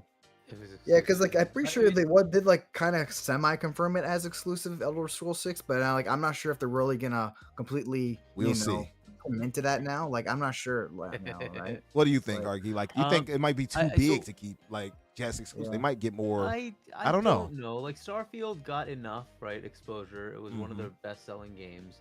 It's definitely the most talked about game. That was for sure. Yeah. But one thing I'll point out is the game that did well on PlayStation was Sea of Thieves. So you might think the pattern will actually be games that are multiplayer. So to think that Gears may not make it over there, I wouldn't make that bet. I don't know that wouldn't be something that they tried to put over there. Even though I hate the idea, but it is a multiplayer game, and it could do well with more players. The same, unfortunately, with Halo. Right? They could take the Halo Infinite multiplayer, it's a free-to-play, and say, we're going to put that over there as well. Maybe not the campaign. Maybe they do bring the campaign. I don't know. But at least the multiplayer, Sea of Thieves did well, and like you gotta say, okay, if that's the game that worked, then you probably want to put more multiplayer live games on the other platform. I think live service games makes perfect sense, right? Like I don't think any of us were even upset with Sea of Thieves going over there. If I'm not mistaken, like Danny, I think most of us were like, oh yeah, whatever, that makes sense. Yeah, but I I think was the one that yeah. that everybody was annoyed about was actually Hi-Fi Rush. 100% Hi-Fi Right, Rush. I was very annoyed by because that. it was like the first like critical darling they had for a Yeah. long time. Right? Yeah, I was like, why well, would you why are you do pushing this that? over there? And it's a brand new IP. It was like it Like was I feel well like I feel like received. Microsoft always does that. Like they have like Ori. Oh, let's bring it onto Switch, right? Yeah, Or they'll Right. have like even Cuphead, right? Oh, let's bring that everywhere else now. You know, I like, would feel like have every kept time they both. have, Yep, I agree. Both would have Like, stayed I- home to Um, Xbox. yeah. If I was But yeah, Xbox, so I'd be a bit more of like a dick, I guess, in terms of like Mm-hmm. be like I'd hold on to that kind of stuff. It's just I don't know. It just kind of makes your brand a little bit. I want better, you know? I wanted to read these two chats really quick. Cygnus says, reason why some will put Nintendo show above Xbox is because most of first party are exclusive. I get that. Although I'll be honest, Cygnus, and much like Hargeet was saying, like I don't know if that really matters to me anymore. Like Nintendo is very closed off. They're very walled. So I get that from a Nintendo perspective. Like, yeah, you can't get that anywhere else except, of course, PC. But through other means. But I get that thought. But I'm not. I mean, what does that actually mean when you think about it? Well, it's exclusive. Like, what does that mean for us as fans? That doesn't do anything for us. Like, It gives them if console we, ammo, I guess I don't know. yeah, like being real, like all that is bragging points. Like you can only get that here. It's my system of choice. Like that's not really a thing to use as like, oh, this is a plus for them. Like it's not really a plus Well, if let's we're being also real. Be fair that the Nintendo Showcase had a lot of remakes, right? They did. So Yeah. Yeah. if you want to look at new games, you're looking at 4 first-party games Mhm. that were announced in that thing. So that's not a lot in comparison to the 17. 17 updates. Right. We had like 6 of them are like DLC / live updates, but Mhm. there's a lot of actual new IP, new That's true. games, new things, right? And a lot of it is exclusive, right? So And the first time we don't saw them too, the State of Decay 3s, yeah, the so and the Perfect Darks. which by the Yeah. way would be one of those candidates that I say should go over to the other side because it's not a State of massive Decay? system seller. Yeah, State Yeah, of Decay I can is see a that. live service game, right? And I think it would do well to have more players. So I would see that as a potential candidate to go over. But like South of Midnight, I don't think that's going to do any better on the other platforms. I think that's fine. I think Game I Pass agree. will be its savior. 100% So I think agreed. that'd be awesome. Keep it to PC so and that can Xbox stay- for that. Yep. Yeah, exactly. I think that can stay exclusive, right? Avowed, I don't know if that would do better on the other platforms. I'm not sure. We'll see. Right? We'll see how that does.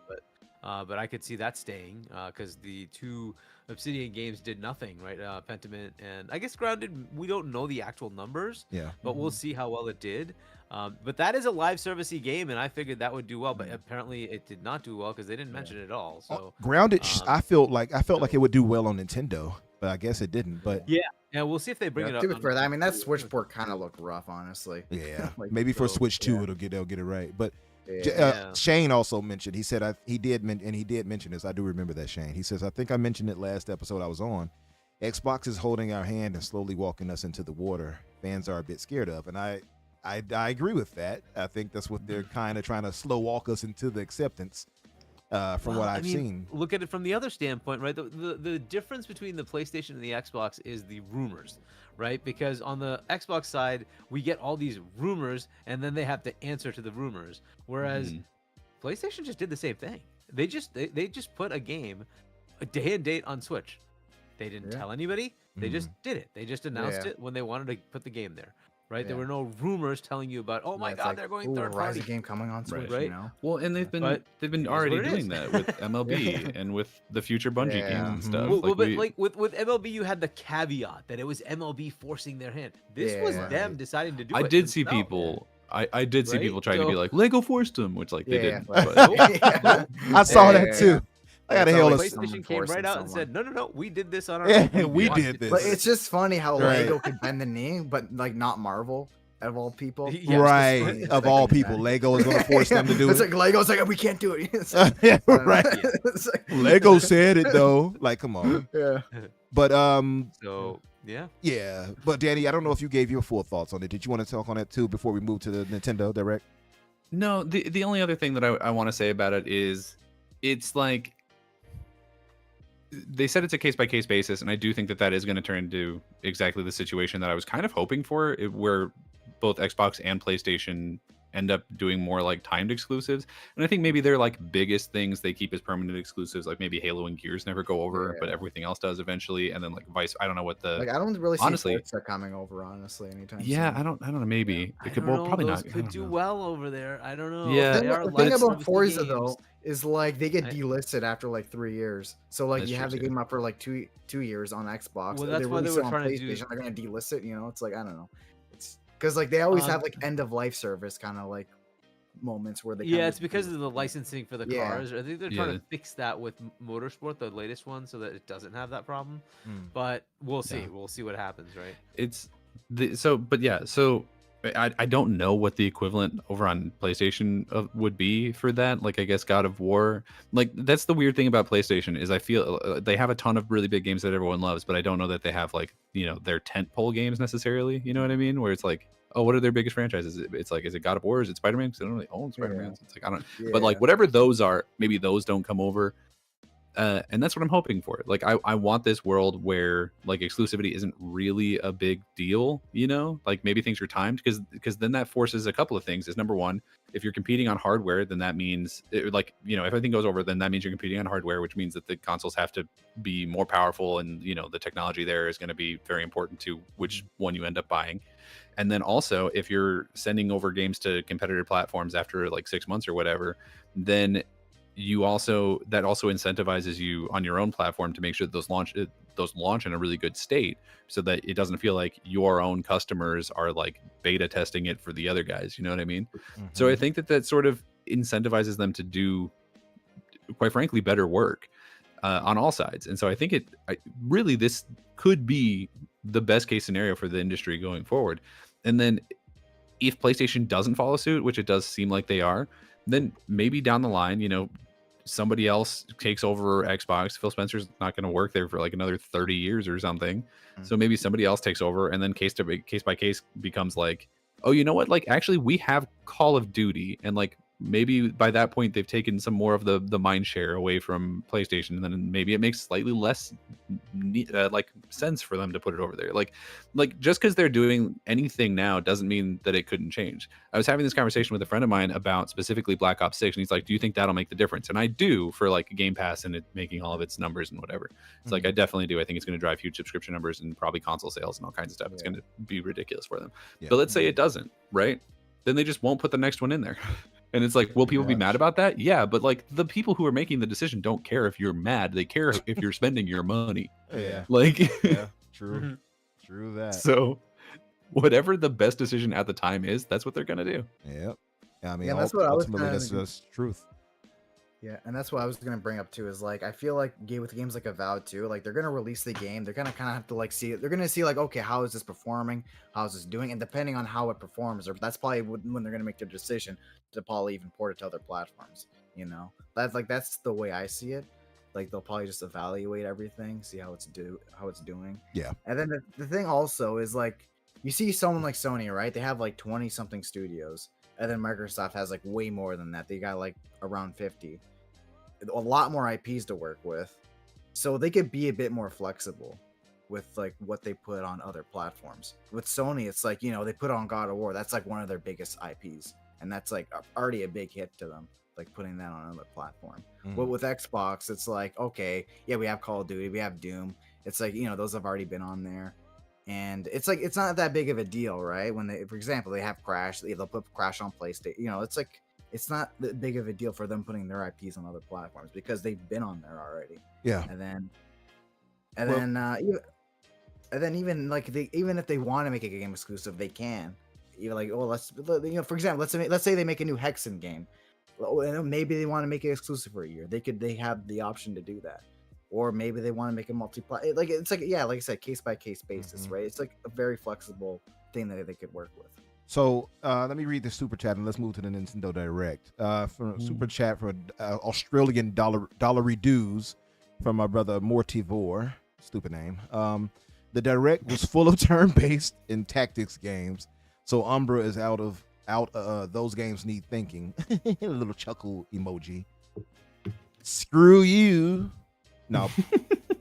To be fair though, I don't care for the tactic type games as much, but I do like turn-based now. I have grown to love and appreciate certain turn-based. Like again, I'm loving Octopath. I love the first game. I put 250 hours in the first game. I'm 60 hours in on the second game. So hey, it is what it is. Not everything is going to catch me, and not every game is for everybody. It doesn't mean I'm not a thinker, mortivore. Make sure to let me know to remember to yell at you later for that. Yeah. So let's move into the Nintendo Direct, and I'm sure Nintendo is going to get me for this, but I'm going to risk it and continue playing their string while we talk about it. So yeah, Nintendo, please go easy on us. Yeah, so moving into this, and I'll start with you on this, Twon. The Nintendo Direct, I mean, it shows a lot of great games in it. Obviously, starting with Mario and Luigi. Oh yeah. What is it, Brothership? Yeah. Yeah, Brothership, correct. What's your thinking on that, man? I mean, it looks like it has elements of turn-based, obviously platforming. One thing I'll say, like looking at this and watching the Direct, Nintendo they seem to just have it, man. When it comes to giving you great fun and gameplay, like I don't think you could watch this and not have your inner child kind of see this and not be happy. Like I'm watching as I'm watching it, I'm like, this is pleasant. You know, it was like watching the Astro Bot game play. Yeah. I was just like, this is fun to look at and play, and then it made me go and play the Astro Bot game, which I platinumed in like 7 hours. Yeah, or something. yeah. I could beat that game in like an afternoon. I can. agree with you, Umbra, but Yeah. like I find so many people who just pile on Nintendo because it's too kiddie, and I'm like, dude, they're games, they're fun, they make freaking Right. awesome games. Just play the That's game. like stuff you do back in like the Wii era. Yeah, where fun you games make are fun. supposed to be fun games. All of that does, you know. Oh, it's kiddie. It's like, so why do you have to be so serious? Why so serious? Yeah, But exactly, right? what's your thoughts on this Mario game, man? Like, you excited for like this? The moment I saw like the art style, I knew exactly it was gonna be a Mario and Luigi game. Oh, you So knew I already, played huh? these games. I was, like because like I played these games back in like the Game Boy Advance, like since the first one. Mm-hmm. So So is this I've a continuation off of another series? Oh between them? yeah. What? So, it's like a long ass series it's really a series called Mario and Luigi. It's an RPG series that started on the Game Boy Advance. Oh, okay. Yeah, they have some games on the DS. They've got some 3D, like they have a 3DS game, and they have like 2 remakes as well. Mm-hmm. So like there's a good amount of these games, and the thing is that the thing that surprised people the most about this announcement is that the studio that actually developed these games, Alpha Dream, actually shut down back in like 2018. So that's like the biggest shock to people is like, who's even developing this game? That's the $1 million question. And we still don't know. I'm assuming it's probably internally developed by Nintendo, but So wait, but are you whoever saying is developing Nintendo it, closes studios too? Oh my well, goodness. Say the what? thing is, to be fair, this was not a studio that they didn't like own, at least as far as I'm aware of. I'm pretty sure this was like a studio that they worked with. So Yeah. So I don't think they could really take the fall for that. That is But- funny though when you think about it. Hargeet does have a point because like even outside of that, Yeah. you look at them and you look at PlayStation. PlayStation had a bunch of them and they didn't get anywhere near the scrutiny Xbox got. So Yeah. it's just Yeah, as an aside. PlayStation I don't want to go literally- into that, but yeah. It literally at the start of the PS5 generation, they shut down Japan Studio and they restructured them into Team Asobi. That was like the biggest blow to me. I love Japan Studio, Yeah. you know. Mhm. So it kind of really stunk. but just to get your final thoughts on it, this Mario and Luigi, you say you're a big fan of the series. How well? Big fan. Now I don't know too much about it. Again, I haven't gamed on it as much. I'm going to probably correct that with the Switch 2 and everything. I'm really going to get into it. Yeah. And I mean, I can again get these games at any point I want. But The thing is, yeah, what's Oh, I just want to know your thoughts on this specifically. What, like, if you had to say, excitement levels and things like that of what to expect from this. Kind of give us a little overview because I can't quite nail what the gameplay is. I don't know if it's turn-based or what. the gameplay. I'm not sure. Are you familiar with Paper Mario at all? I am, yeah. Yeah, so it's kind of like a similar thing like that where you gotta time the button presses. You know, you gotta and it's kind of, they got some platforming elements as well. Where you basically, how it works is you'll have Mario and Luigi like walk together as essentially like one unit, and you can kind of switch between Luigi and Mario, and they have their own abilities. So for example, like Luigi will have this spin move and it's for like puzzle solving, right? Mm-hmm. So it's stuff like that. I like puzzle And, solving yeah, usually elements. Yeah. yeah, right. So they got for example, yeah, Luigi will have a move where he could do this thing, and then Mario switches. You switch back to Mario, and he could do this thing.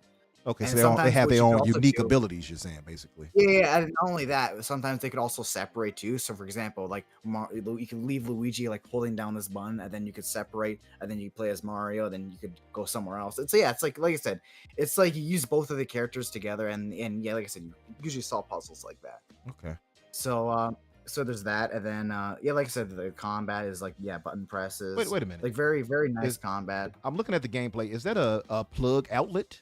Like, was that a a living outlet? Oh yeah, What is that? Yeah, you talking about the little pig thing or whatever, right? Like the Yeah, flying it's a thing. little flying thing. Yeah, It's I like don't an know, I'm not outlet or sure something. What that's supposed Yeah. to be. Yeah, it looks like an outlet or something. Yeah, the yeah. female port, I guess they would say there, right? Well, Yeah, female it port. looks like the like gimmick of the game, because a lot of Mario games don't really have any creative ideas. They're just like look at something in the office and then make a bunch of things based on that. And it seems like in this case it's like an electrical plug. Yeah. So like at one point you see the bad guys and they're called, I think, like the Extension Corp or something, right? Yeah, Oh, they really yeah. call them that. Okay. They're called that, and like one guy's like an aux cable or something, and they're like, "Oh damn, we need to come up with some ideas for a Mario game because we made 600 of them, and they're all literally the same game. What do we do?" And then they just look at the spaghetti that they have under their desk, and they're like, "That'll do it. right? Spaghetti can make monster. that. Right. It's funny Yeah. you I say don't know, that. it's That's the beautiful. thing. The writing in these games are so wacky too. Like it's It just is. It's cute. It's good times. It's I funny will though. happily talk shit. It's but funny. It does look It's really funny cute. though you said that, Daddy, because this dude he was like trying to combat me when I was talking about the game shows, and I was saying Xbox clearly yeah. had the best, and he was like, "Well, Mario, they had this," and I was like, "I'm sorry, the what 65th Mario game and etc." Now I wasn't trying to really down Mario, but it was like Yeah. you all get on us Yeah, about yeah, Xbox yeah. having Halo, too many Halos, Yeah. too many Gears. Yeah. It's like the Yeah, Halo Gears 45th Mario 47, game. Let's be real Yeah. here. And I'm It's- sure it's gonna be here's- fun, but they don't use that same Yeah. metric when it comes to those games. I just Yeah, find it I mean, kind of funny. I do think Yeah. it looks really cute, and I'm mostly just talking shit because I told Twon I would in the green room. Yeah. But but yeah, like I don't know. Am I personally interested in this game? No, I just Yeah. Not but your it's thing. cute. No, What I'm about you? looking What for ab- it. I'm already pre-ordered it, so Nice. well, I'm gonna nice. pre. I'm not even sure the pre-orders up. But I'm getting that game day one. What about you, Sure. Harky? Yeah, and remember they have that Yeah. they have that $100 deal, right, where you can buy 2 games pre-order, right? So if Yeah, you yeah, go I to forgot the about shop- that, but I got a So physical remember, copy. I'm a guys, if you physical want to guy. buy it, right, just Yeah. get the $100 thing, so you get both games at $50 each. Yeah. Okay. So- Sounds like Yeah. a deal. They You had know, a Zelda and they had a Mario. nice. Just saying. Hey, listen, I would do that before I want to pay the 70 and all that, and they're talking about trying to raise Yeah, the prices exactly. allegedly, right? So Yeah, look, I don't know if I, they're gonna raise the price to 70 though. they'll raise it if the other people like. Because I think Maybe on are they Switch still at 2 they'll 60, raise it, right? I They're don't not. They haven't gone up to 70 yet, right? The thing is, like, the only game that they Yeah, they're still priced for 60. $70 is Yeah. Zelda Tears of the Kingdom. That's the only game they Right. put for $70. So I think like maybe once the Switch 2 happens, maybe they'll jump to 70 because they'll be like, we've put more effort into these games or whatever. yeah, and maybe then they'll Metroid Prime justify 4 that will be way. like a Yeah. $70 game. Who knows? Yeah, But- like but- I could see that happening. but what were you gonna say, Harky? On it? What's your thoughts on this? yeah, as far as like the Mario game, it looks cool to me. Like, so I also played Mario RPG. They just did a remake of that, right? So Yeah. that was fantastic. So I Yeah. like that quite a bit. This seems to like kind of follow suit with that too. So I'll definitely be picking this up. And then the Zelda game, which they also announced out of nowhere, right? That one also looked pretty cool. So, but again, there are people who want to detract from both of these, but like I don't know, I just like Nintendo games and I like the Okay. Mario and Zelda. So I So- will definitely be picking these up. So we have the Mario, and I guess I'll skip ahead because some of these don't need to be highlighted. Like they have, for instance, this No. World Championship NES edition, which is like a speed running like I thing, think right? that's fun. Those are fun. It's It- kind of it- like the yeah. NES remixes that they used to Yeah. do, but except it's themed in a way where it's the Nintendo World Championships. And I instead. have love for the old school games. Like I love the old Nintendo. Like this is what got me into gaming. But like it doesn't. I don't think I would go and play that now. And I don't care to try to speed run Yeah, stuff. It's not exactly. really a tune for me. Now Fairy Tale I 2 mean, here. it's a nice Yeah, time either. waster. Yeah. What were you saying, Yeah. Harky? And it's not a new game either, right? So That too. what I was saying, like there's a whole bunch of remasters. This is one of them. Like there's also Mhm. like the Perfect Dark and all those, the old Zelda games that True. came over. and all that. 64 and all All that. these are just Yep. yeah, right. They're just like old, not even remake. In this case, it's just remastering and bringing it up Yeah. to the Switch. Which is So- part of why I was like, I think it was too much praise being like, I think they kind of overdo it with Nintendo. Oh my God, Perfect Dark. It's like, okay, but if Xbox did that, you all would not be praising it like that. Yeah. Y'all telling me you're Yeah. not I mean, excited Xbox for had Funko Perfect Dark Fusion? for like. Game, right? I mean, Xbox had Perfect Dark remastered since like 360 days. Right. You know. Yeah. So But And that version's better than the one that's released on the Switch. there you go. So listen now, Yeah. Fairy Tale 2 here. I don't think many of you all would care for this. Probably outside of myself and Danny, maybe. But I watched Fairy Tale and I don't care. yeah, there you go. So I'm sorry. Yeah, it's not really my thing. I mean, Depends. It could I be only good. highlight- I I only kinda highlighted seen because it, this so. is also skipping Xbox, by the way. I just wanted to kind of highlight that because it's going to go into our last discussion, I suppose. Yeah, I think I'll survive on this one. Yeah, it will be all right. We'll be all right, Koei Yeah. Tecmo. So you had this, you had the Nintendo Championship NES Edition, speed run game, basically, or games. You also have this. Now, this is coming to Xbox. This is, as you can see here, was it Horonobu? The creator of Final Horonobu. Fantasy, if I'm not mistaken, correct? Yeah, Fantasian, right? Yeah, Fantasian, and it's the Final Yeah, Fantasy this is actually a series really creator. interesting one. Yeah. Yeah. Now I will say this: Yeah. I do not care for their lead character. I'm not sure if it's supposed to be he's supposed to be androgynous or what. I'm like, what am I looking at here? Yeah. Uh, A lot of people have been saying like Near at Home or something, you know. He's what's his ass from Here at yeah home. from he looks like a cross Yeah. between 2B and whatever the guy's Yeah. name was in Near Yeah. Automata. He That's does literally look what like- he was yeah. gonna say. Until he said that, I'm like, damn, Near at Home makes Yeah. sense. Yeah, he does look like that. Yeah. He even has the little lace, little like clothing on his arms and Yeah. stuff. You're right. Yeah. Now that it's funny you say that. I will say this: like, Yeah. one thing I've always hated about these types of turn-based games, even with Final Fantasy, I kind of find it weird, and maybe it's because I'm so used to the more, I guess, Western style of gaming. When you're running around in the open world, and it's just like, oh, it's this barren overworld run that you do, and then all of a sudden, I'm in battle. Like, I always found Yeah. that kind of odd. Yeah. You know, You don't like the random encounters? Yeah, even Yeah. Pokemon doesn't really do Yeah. that anymore. Like you Yeah. still get Well, I'm actually into going to turn-based the push battles, this but game you out, yeah. yeah, but you like see the thing in the overworld and then walk into it and it starts Yeah. the thing. Yeah, like- which is superior. and I would say, like, if you look at something like, not even just what's the name of that game? Sea of Stars. Sea of Stars is a good example Yeah. of you walking as overworld, but you can see the enemies there. I I feel like I most prefer modern that games more. do that now. Yeah. Yeah. But so I think okay, Octopath Traveler didn't do that, and that kind of bothered me. yeah, where they have Octopath the is the random classic rounds. style, yeah. But I will Yeah. say, like, it doesn't bother me too much for that one, I guess. But Yeah. I guess it's a preference thing on each individual game. But so Yeah. Fantasian here, Harky, any of you guys excited for this? I don't know. Is this The exciting? thing is, like the combat, I actually have this game downloaded on my Apple TV. I'm actually like one of the few people that actually has a What, subscription to Apple this Arcade. this game right here? Yeah, Oh. Fantasian, because Fantasian's actually an Apple Arcade game. This game is Oh, actually a this is- couple years old. Oh, this is old. Okay. Oh, it's a mobile. Yeah, honestly, it's it kind of it's feels like that a way. port. Yeah, it's a port of a mobile game. Oh, Essentially. That's look, what I'm this game thinking it's is. brand new. Okay, So- that's a point No, off. it's not, yeah, it's not That brand new. makes sense. That makes a lot of sense. That's a point off. There, Okay. there were a Yeah, lot of like I those. said- There's a lot of ports, right? Yeah. And that's kind of the thing, Yeah. right? Like, It's it a is lot of what it ports is. and a lot of remasters, Mm-hmm. like the Yeah, Donkey Kong one. We'll exactly. get to in a second. Yeah. What were you Yep. gonna say, Hergy? You said Yeah. what was your thoughts on it? Like, are you interested in this Fantasian game? It's okay. Like, I don't know. It's a viable The game. combat I don't does know, look but very we'll good see. though. The combat does look pretty fun. Like I like what they Yeah. do with like how you can adjust the orb to like hit multiple enemies. Like I kind of like that idea. Like I feel like that could be a lot of fun. And Yeah. I mean, but like I said, it's like the talent behind it. That's like what a lot of people are really going home about. Mhm. Because like I said, it's the guy who made Final Fantasy, and I'm sure you guys are like Xbox guys, so I'm sure you're also familiar with like Oh, Blue yeah. Dragon Absolutely. and like Lost you know, Odyssey. Yeah, Lost yeah. Odyssey. Mhm. Yeah, we're like he's the same guy, right? You can kind of see So- a bit of the Yeah. DNA for that, for both this and Lost Yeah. Odyssey, even Final Fantasy. You can see it. It's very clear.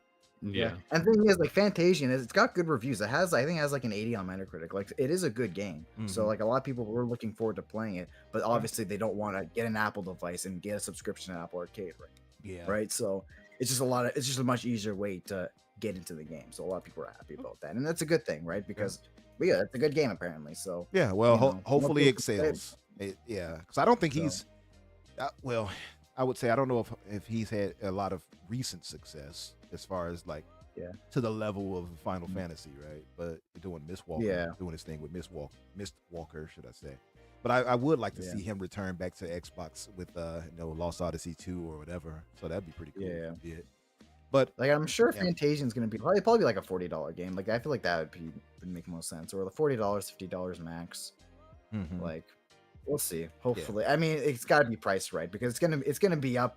Where a lot of RPGs are gonna be coming out at the end of this year. Like we got like Metaphor Refantasio. That's gonna be a big one. That one actually looks pretty good. I would agree. Oh, I'm so excited for that game. That's like Game my Pass, most right? hyped game. Game Pass. That's right. I don't think it's Game Pass actually. I don't think it's Game Pass. I think it is. Yeah. They do have an Xbox deal, but they had never actually specifically said that it's coming to Game Pass. Chat, do me a favor if you guys can look into that. Is Refantasio? Yeah, thanks.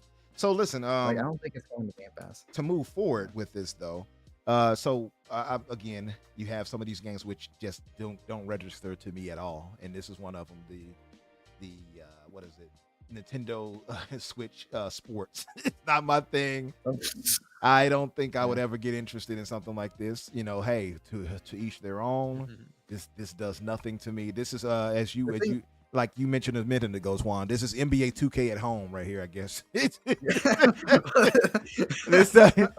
doesn't do anything for me. Like the thing is, I bought Nintendo Switch Sports the day it came out. I played it for like 5 days. I never played it again. And I don't think this update's gonna make me go back to it. Okay. So Don Otaku was saying it's not going to Game Pass. Yeah, it doesn't. Yeah, look see, like that's it what I'm is. saying. Yeah, Okay. I don't see it. They never like they I said they have sworn it was. Yeah, It's one of those I know weird a things lot of like people- with that and like what's that other game that people keep wondering, like Space Marines too. Space Marine. It seems like is it on there? Is it not? I don't know, but yeah, because like they have such a strong marketing deal with Xbox Atlas, Yeah. and a lot of people were confused. Always it's coming on Game Pass, but no, they never confirmed it's coming on Game Pass. For all we know, like the week before it comes off, they'll be like, "Oh, it's coming on Game Pass," but who knows, right? Yeah. Don It Otaku. doesn't look like it. I know you joking. He said the basketball game right there was the highlight of the show. That tells me everything. It tells me everything I need to know. You better be playing. Anyway, so this one right here is also coming to Xbox and PlayStation, I believe. Mio, Memories in Orbit. This actually looks pretty good. You know what it reminded me of? It reminded me of, and if you all have played it, you know how difficult it can be if you try to not die throughout the entire game. Ori. It had Ori elements in it to me. Ori and also Hollow Knight elements. And you'll see if you look at the gameplay of it, where you have to avoid like the buzzsaws and stuff like that. You can see the general movement is Ori-esque on how you can zip up to the next enemy and all of that. It kind of gave me that. Also, I love the music playing for it. I can't play it now, else I'll be strucken. But but also the kind of color. What do they call this? Painterly. What's the word I'm looking for? It's like a watercolor. Like a watercolor style color palette to it. I like it. I think watercolor style is good. Yeah. What's your guys' thoughts on this, Danny? What's your thoughts on this one? It looks nice, but I feel like I've played 100 Metroidvanias at this point, and there's nothing about this one that like specifically stands out to me other than the art style. I play Animal well, like finish that one. Yeah, we're at this weird place where I'm like, I don't know. I feel like I'm looking at this game and I'm like, I know exactly what this game is. I've already played it. Like in my mind, I've already played it. And it's like, is that fair? No. But this to me strikes very heavily of the game that right now a lot of people are going to be like, oh my God, that was like my game of the show. It was so pretty. Wow. I can't believe it. And then like, we will never hear about this game again. Yeah. You don't think so? I really don't. Or either that, or they'll see, it's $5 on Steam on sale, or then they'll buy it then. Like it's not going to be a game that someone's going to be like, I'm there day one. It's not like that kind of game. Yeah, it's a game where it's all like, it looks like fun. Maybe it releases. It's on a summer sale. I'll buy it. It's like one of those type of games for me. Where like I'm interested enough to probably buy it, but like I'm not like crazy, like I gotta be there the day it comes out. Yeah, and unfortunately, that's kind of how I feel about. Pretty much everything in this show that isn't first party Nintendo. Yeah. I do kind of get that feeling too, Danny. I won't lie to you. This one, however, speaks to me because I do love Metroidvania. Yeah. So I thought we would move on to that. No, I agree with you overall. Like outside of first party, it was kind of like, yeah. But I will say this one got me. this one caught my eye. Like, what about you, Harky? Because I know you like Metroidvanias too. And if you guys like Ori, I don't know. This speaks to me if you like Ori, because it put me in a feeling of that. What's your thoughts, Harky, on this one? Mio, Memories in Orbit. Which, by the way, I just realized that's what Mio is for, Memories in Orbit. Yeah. Okay, I just caught that. Well, what's your thoughts, Hargeet, on this game? Did this interest you? Oh, he's gone. And he's gone. You really don't want to answer that question. You thought it was gonna be Twon who dropped his power, but it was actually Right. No, man. Yeah, he'll be back, I'm sure. No, but man. My That's power fine. is like, yeah. This thunderstorm's nothing on my power right now. We're good. yeah, no, okay. So I'll move past this now. This is Focus, by the way, which we've talked about before. Focus Entertainment is excellent to me at like getting these games under their belt. I want to know who they have as their talent search, because No, there he is. He's back. they're really solid at this. He's back. Okay. Harky, All can you hear us? I don't know if you're fully Yeah, back yet. he's probably still trying to figure things out, setting up his mic. Mhm. Yeah. Let's see. I'll just replay this. Uh, But yeah, By the way, we I can cannot also hear see you this. singing. I can also see this going to Game Pass for some strange reason in my head. But Oh, Mio. the Mio game? Yeah, maybe Yeah. eventually. yeah. Yeah. Well, Possibly. I could see Phil Spencer working something out with them. yeah. But let's. I'll just move ahead. So we had the Disney Island Illusion. Oh, that one. This excite anybody? Illusion Island, should I say? Did this excite any of you guys? That's the game that's like made by like the Battletoads guys, right? Dala Studios or whatever. Is that I who think. made it? Oh, okay. I think those are the people that are making it. The art Yeah. style kind of does look reminiscent of it, actually. Now that you mention it. Yeah. And honestly, like I didn't think the Battletoads games were that bad. Like it was like I think didn't a lot of either. people like, Yeah, we I can thought it was hear actually you. like pretty fun. Okay. It wasn't There he is. like He's back. great, but it was playable. Yeah. It was fine. If they would have had like online co-op, that would have Yeah. solved Battletoads, I think, and made it much more viable and Mhm. successful. Yeah, that was just dumb not to have online co-op. Just I don't understand Yeah, that at all. especially, yeah. Cou- in this couch day and co-op age, only, you know? yeah. In this day and age, it's Yeah. silly. But Hargita, that Mio, Memories in Orbit, did that interest you in Metroidvania style game here? Hargita, we got this. No, they would lose him again. Yeah. Damn, we just had him. I'm So, sure this hyped up Donald Taku and casual in the chat here. Hello Kitty Island Adventure. He says he really wants you to talk about it. So Yay. Yeah, Um, my friend was like so excited for that. We always kind of like make it like an inside joke how we get like so excited for like Hello Kitty shit. hell yeah. And so it's just, and we're all like, I like tagged him in immediately when I saw it. I'm like, yo, and it was like tagged him. Like, Hello Kitty. Now Yeah. see, these are games Yeah. I would never play. I'm just gonna be honest with you. I'm just gonna let you know Yeah. right now. Yeah, I mean, like it's cute, but Yeah. Yeah. Hey, maybe if you have like a daughter, maybe she'd be into it. I don't Yeah, know. that's true. I mean, it Yeah. depends on the like you said, it depends. For me, I don't have any kids, so I'm free. But fair. you did have another basketball or sports game in general, because they're doing everything here apparently: soccer, basketball, tennis. yeah, The Looney Tunes. It's the Looney think- Tunes Wacky Oh World. yeah, I of forgot Sports. about that one. yeah. I think it looks really bad. It looks really like, and I don't mean like it It's doesn't look like a fun cel-shaded. game. I mean literally, I think it looks physically awful. Like it looks sick. Yeah. What's up, Doc? That boy ain't right, is what I'm saying. It Honestly, like like I completely forgot about that game until you mentioned it. Like I completely dissociated when that game was playing during the Yeah. You direct. tuned it out. like I like Yeah, the Looney yeah, Tunes I well was, enough. was, Like I grew up on them. locked in. yeah. Yeah. So the idea of this game is like interesting enough. I just think that it looks mediocre. Yeah, Yeah. it does kind of look. I looking at it, I agree, and this is why I said like I don't know how people are like, oh, it's so great, like the show. If Xbox had had some games like this popping up on it, I guarantee people Oh, would have man. deducted points. I'm just gonna be honest. I'm sorry to Oh, say yeah. it.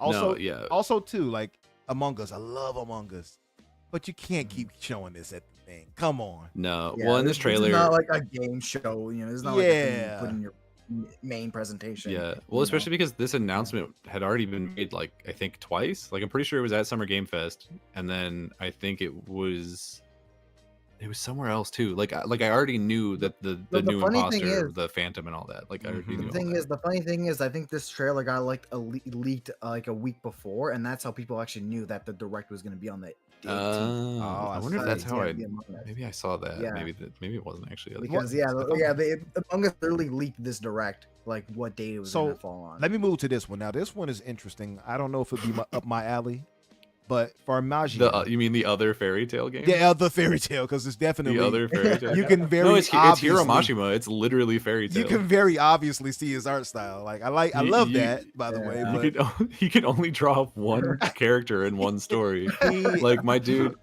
But like what are the, because he did two Same after fairy face. tale and I forget the name of them, but the other one is just like I think it's literally just fairy tale in space. it is fairy tale in space, and I watched a bit of it, and I was like, "This is terrible." He always puts Plu in it, and he always puts Happy in it, He and then we're like, does. oh, there they are. I guess it's a Hiro I- Mashima thing. I do love Hiro Eden Mashima's- Zero, thanks Don. Eden Zero. I do love Hiro Mashima's style. His art style is It's fine, nice, yeah. but he does suffer from same face. It really He's got does. that Toriyama syndrome. He does. Yeah. And he loves Toriyama, so that makes sense why Yeah, his art Toriyama's style is cool the way too. it is.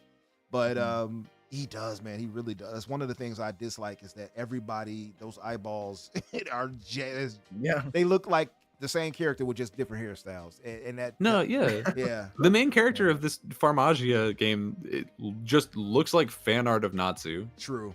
Yeah, true. I mean, I'll give him like he does have character body builds that look different, to be fair. Sure, yeah, for sure. You know, but when it comes to faces, damn, they look the same. If I had to give him any type of feedback, and how dare I, because he's a much better artist than me, but it would be to kind of change up his face style of characters. But excellent artist. I will still give him his credit. He's still an excellent artist in general. Like when it comes to action and all that, he's really top notch. Now he's not touching my man from One Punch Man. Oh God, no. Oh, he is god tier with his art. My kid's pretty good at drawing, but he's no Michelangelo. Yeah, he's not Murata. Yeah, he's not a Yusuke. He's not Yusuke Murata. He's good, but Yusuke is just I would put him. I don't know. It's hard to classify, but Yusuke, his style is so uniquely great. It's that really good. Where the manga looks better than any anime version that they'll try to adapt and do. It just outdoes it. It's rare that it happens, but he is just one of those cases that he is so good they cannot properly capture how great his art is in anime. Now I will say Mappa did a great job trying to, at least with the first season. They didn't it's fine. They didn't do the second, but it just it's not quite all the way there, right? No, his art is there are very few manga where I'm like, you need to read this. It looks so much better than the anime. That's one of them. Most of the time, the anime, in my opinion, looks better. Like Demon Slayer. Demon Slayer's manga looks like ass. 100% agree. But the anime is top tier as far as like the art style and how they animate the attacks. Way better than the manga in that regard. This aside, this game was weird to me because like, did he just sprout a batch of wolves from like a corn stalk? Grew a wolf in his garden or something. It was weird. I'm like, what is going on in this? It's just very confusing.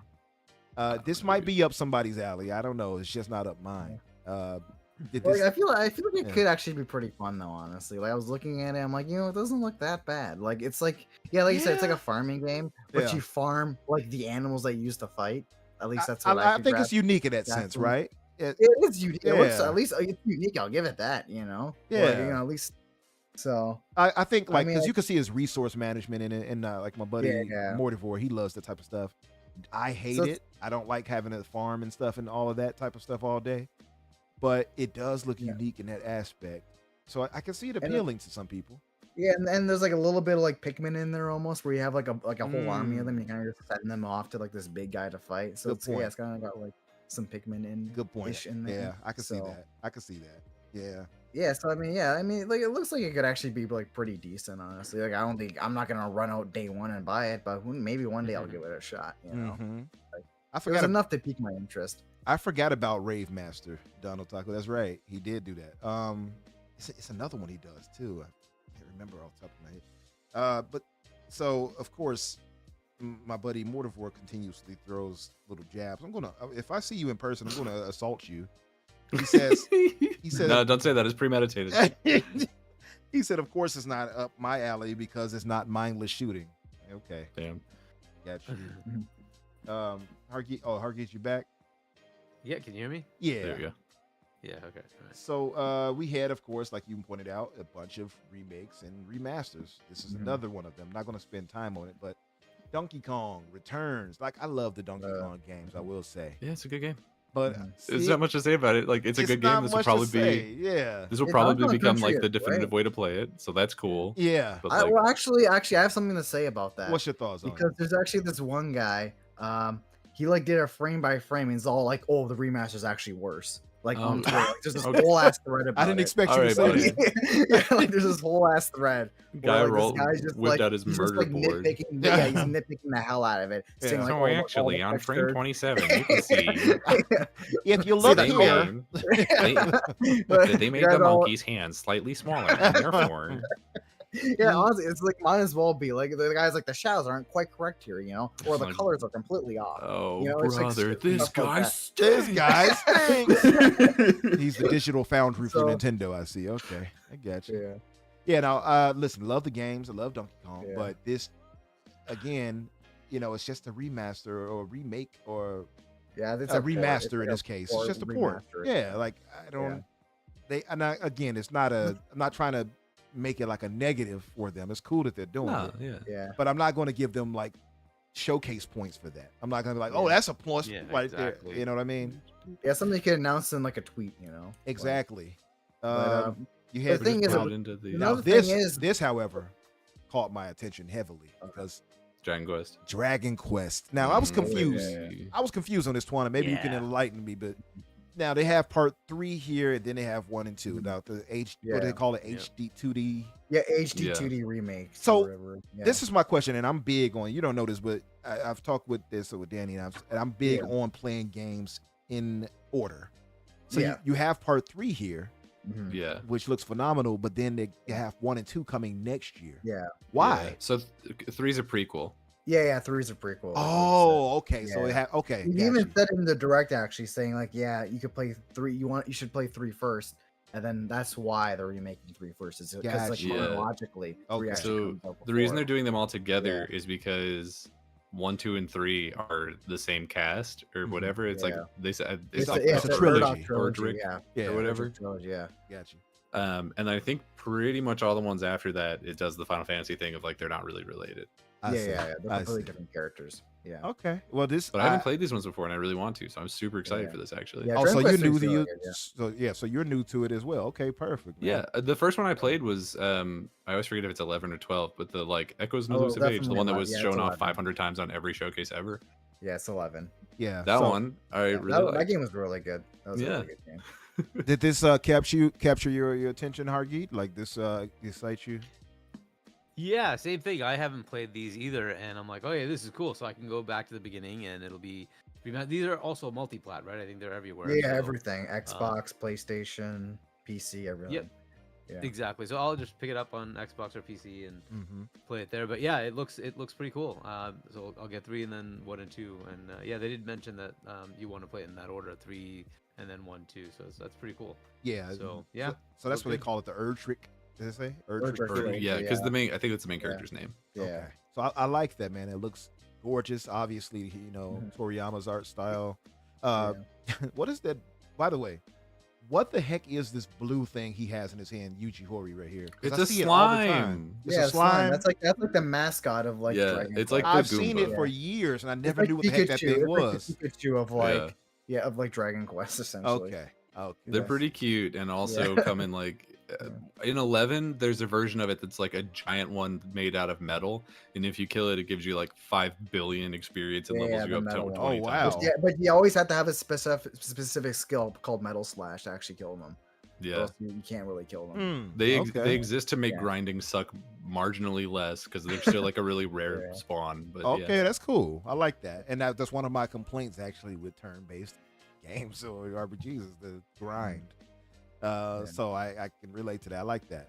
No, it looks really damn good, man. I'm I'm excited for it, yeah, genuinely. it looks like a prettier. Well, I won't say prettier because they kind of in the same league, but I can see a bit more, I guess, higher end graphics in this than Octopath. But it looks in that vein of that, so it interests me a Well, lot. yeah, it's like it takes inspiration. That's what they called like ever since Octopath came out. That they called it HD 2D. That's what they called them, right? Okay. So they're like, oh, no, they're giving it that treatment essentially. That's what they're doing. Were the pixel remasters for the Final Fantasies also HD 2D, or were they just? No, they're different. They're like Okay. some like. Because I yeah, want those too. different. Yeah, I'll that probably get them on definitely. PC or something at some point. Yeah. That's part of the game skipping topic. That's one of Yeah. them because we still haven't heard any word of that. But Mhm. this game here, did this interest you guys? I know I saw people like saying like I love Funko Pops, so this interests me. God no. Eh. I completely phased out when I was playing. It's really funny Yeah. because I think Funko is probably the only other company that could theoretically occupy whatever brain rot corner of the video game industry Lego is currently dominating. But then they put this out and the game just looks bad. Like it just like visually it's rough. I don't know. The like I'm sure it'll look better on like PlayStation or like Xbox, right? maybe, but, but like probably not better enough. Yeah. Yeah. Yeah. I mean, yeah, it didn't excite me, but I'm not a collector like that, as I've mentioned before. So this I never really, and the Funko Pops never really appealed to me.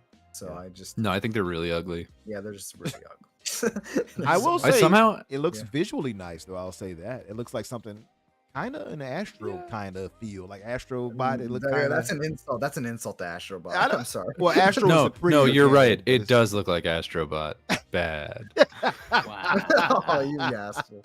like no, like the world. It does have a nice look to it. It's not a bad looking. I don't even mean that. Is the thing. I do see some like Astro Bot is gorgeous. legendary characters. I saw He-Man and all of that. That's pretty cool. And Five Nights at Freddy. I see. Is that the zombie one? The zombie game? Movie based off the zombie movie. Shaun of the Dead. Shaun of the Dead. Yeah. Which okay, and that's what has me really confused about this is because I'm like, okay, so some of these are like this feels like it's supposed to be a kids game because it's Funko Pops, Right. right? And so Oh, you're like, Chucky. okay, Five Nights at Freddy's, like that makes sense, but like, what Yeah. Gen Z person is like, you know, what my favorite movie is Shaun of the Dead. Mhm. Like, what? Yeah. They came out when I was like 10 or something. Like, what Yeah, are it we just talking kind of about? seems like a mashup of like the most random IPs thrown together. Yeah. It's probably just whichever ones they could get. Yeah, yeah. What can we get the rights to, and let's just throw them all into one. Who's not going to charge me money to put a Yeah. bad-looking Funko Pop in this video game? Yeah. Now this is another remake or Yeah. I guess a A port, port, yeah. if you will. Yeah. Now I love these on GameCube. Great games. Well, this one wasn't on GameCube. Well, So part Luigi's one at Mansion least. 2. Sorry. Yeah, Luigi's Mansion 2, which used to be called, I think, 3DS Dark game. Moon or Yeah, something. Dark Moon, yeah. Dark Well, what's called Moon. Luigi's Mansion 2 in Europe? So which one? Yeah. Which console did Yeah. this come out on? For Wii U? 3DS. DS. Okay. 3DS. Oh, so Yeah. this wasn't even on the main console. Okay, No, that's why it looks like that. I see. Yeah, it's the first time it's on like a home console, quote unquote. You know. I see. Okay. I'm, So- I'm actually interested in this as well. Like, it doesn't Yeah. look great because it was a DS game, so it has a lot of limitations in terms of like what the game is. Mm-hmm. Yeah. Just in terms of like design elements. Yeah. But Because, yeah. Okay, continue. no, you're fine. Like Luigi's Mansion, I'm not a Nintendo person. Like, Yeah. I feel like to become a Nintendo person, you kind of have to get indoctrinated into it as a child, and I was outside playing sports. Because I'm really cool and strong. Obviously, no one look up pictures of how not that I am. But Luigi's Mansion was always one of the ones that like actually genuinely interested Yeah, me. Luigi's Mansion 1 is like a masterpiece. I love that. It's really good. I like it a lot. Yeah. I did laugh. Don had mentioned the Marty McFly. That actually cracked me up a little bit. He said last comment. He said they called Scott Pilgrim Marty McFly in the direct, and that pissed me off. Now, if you look at it, Don, though, what? I believe it was Marty. I think that was Marty McFly. Yeah, I'm pretty sure it was Marty running through the street. Yeah, He was in front of the clock tower, my guy. yeah, it was pretty. I'm pretty certain that was Marty. I think Scott Pilgrim's also in it though, because you see Ramona at one point. Yep. Yeah. Yeah. You also see Doc, if I'm not mistaken, running. It was probably hard to see because you were probably like me, where my eyes glazed over for the whole Yeah, trailer. I so- completely disassociated because I would have totally believed that, honestly. Like, yeah, like, Yeah. But I only know because I'm looking at it right now. I noticed it was him Yeah. though, just because like when he mentioned, I'm seeing the clock tower, I'm seeing the street, the Yeah. city where they were in I think they were in California for this, right? Yeah, they were in Cali, but like in the suburb part. I remember that street very well when they went back in time. So, and if you play the game, the Telltale game, you'll see that in there, that infamous little spot. So I noticed it, but whatever. That said, I don't know what the heck this would be, but it definitely is not for me. The new Dimpa Man. What is what?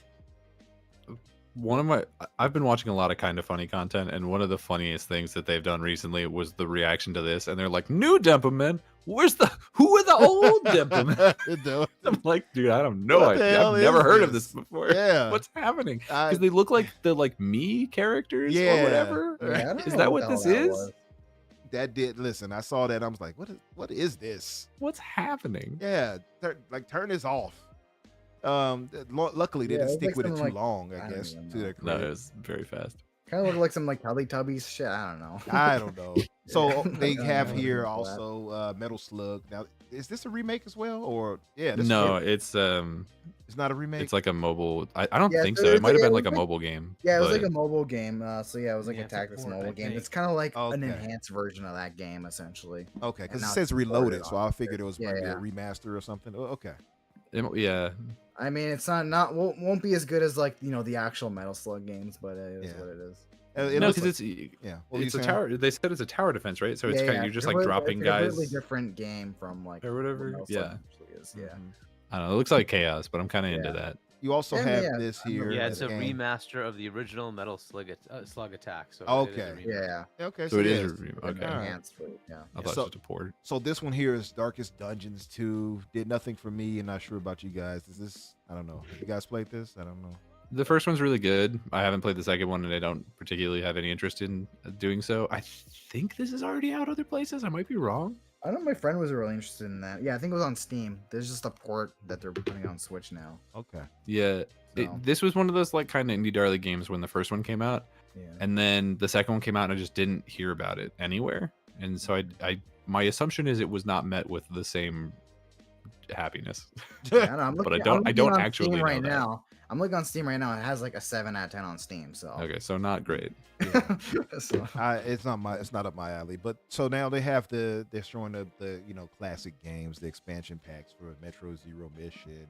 I'm surprised Zero Mission wasn't already on there. Honestly, I thought Zero Mission was already on there. Yeah, Zelda was it four Swords Adventures or whatever. That's a good one. That'll be online. The online with people and such. You got online Turok here, Dinosaur Hunter. All these is cool. Many of us have played through this Perfect Dark because they wanted to capitalize on showing that. I'm sure once Microsoft. I'm gonna be honest with you. The Turok thing is a bigger surprise to me because I don't know who the hell was asking for Turok. Yeah. I don't know who's asking for most of these, being honest, outside of Metroid and Zelda, but yeah, like those two are big. Perfect Dark, they probably wanted it on there because it was one of the bigger N64 games, I guess. But like I don't know if the new game has anything to do with that. Yeah, maybe they were like, people are gonna want to play the old one, may as well put it on Switch. I don't know. Yeah, I don't know. I'm sure they worked out with something with Microsoft. But one thing I wanted to add though is like when they announced that it rated the 17 plus Nintendo 64 app, I 100% thought they were gonna put Conker's Bad Fur Day in. Like I don't know why, I just thought that was gonna happen. They still might. I mean, I feel like it's gonna happen at some point, especially since they have that app now. They're not just gonna have 2 games and leave it at that, So Mario After Hours. But the Donkey Kong 64 on there. There you go. That was rare. 17 plus. I think. Yeah. So this one here is Phantom Brave, The Lost Hero. Kind of cool. This one annoyed me because the trailer started and I thought it was going to be a new Disgaea game, and it's not. I can see that art style. Yeah, I can see that. Now this one might be up my buddy's alley. It's a more tactics type game. Elements of RPG and such with it. Very cutesy. I don't care for that. Very gives off, unfortunately, lolly vibes, and I just definitely don't like that. Sorry to say that, I just don't. It does not capture me. And now we have this. I want to take you for a ride. You got this. This was a big moment for a lot of people. So you have Marvel vs. Capcom Fighting Collection Arcade Classics. Now this is pretty cool because what is it? 6 or 7 games? How many games? 8? there's a lot 7 of games. 7 7 games. games. Yeah. And So then you- I'll go to the last frame where they flashed them all on screen. Yeah, they have this. They have the Punisher. There it is. Yeah. You have X-Men: Children of the Atom. You Yeah. have X-Men versus Street Fighter. X-Men versus Street Fighter. Marvel versus Marvel Capcom superheroes. 2, I'm Marvel pretty sure. superheroes. All of that. That's pretty Yeah. nice. Now this was a major thing too because this is also skipping Xbox, right? Now we'll get to Yeah. that. We'll get to that Oh, late we'll get to that after this. eventually. But Yeah. I do want to skip past some of these. So as we're running on time, so this one is a good one. Super Mario. I'm stuck on calling it that, but Super Mario Party Jamboree, another Mario Party game. This is probably what the 15th entry in the series. I'm not sure, but So yeah, It's the yes, third one on the Switch, at least. yeah. I had to. I feel like I've been so negative, and most of it's been joking, but this is genuine. I had to ask a friend of mine whether this was a new game or DLC for the past one. Because I genuinely didn't know, and I was like, "Is this a new game?" He's Yeah. like, "I think so." I It is a think big- so. big game. Yeah. Yeah.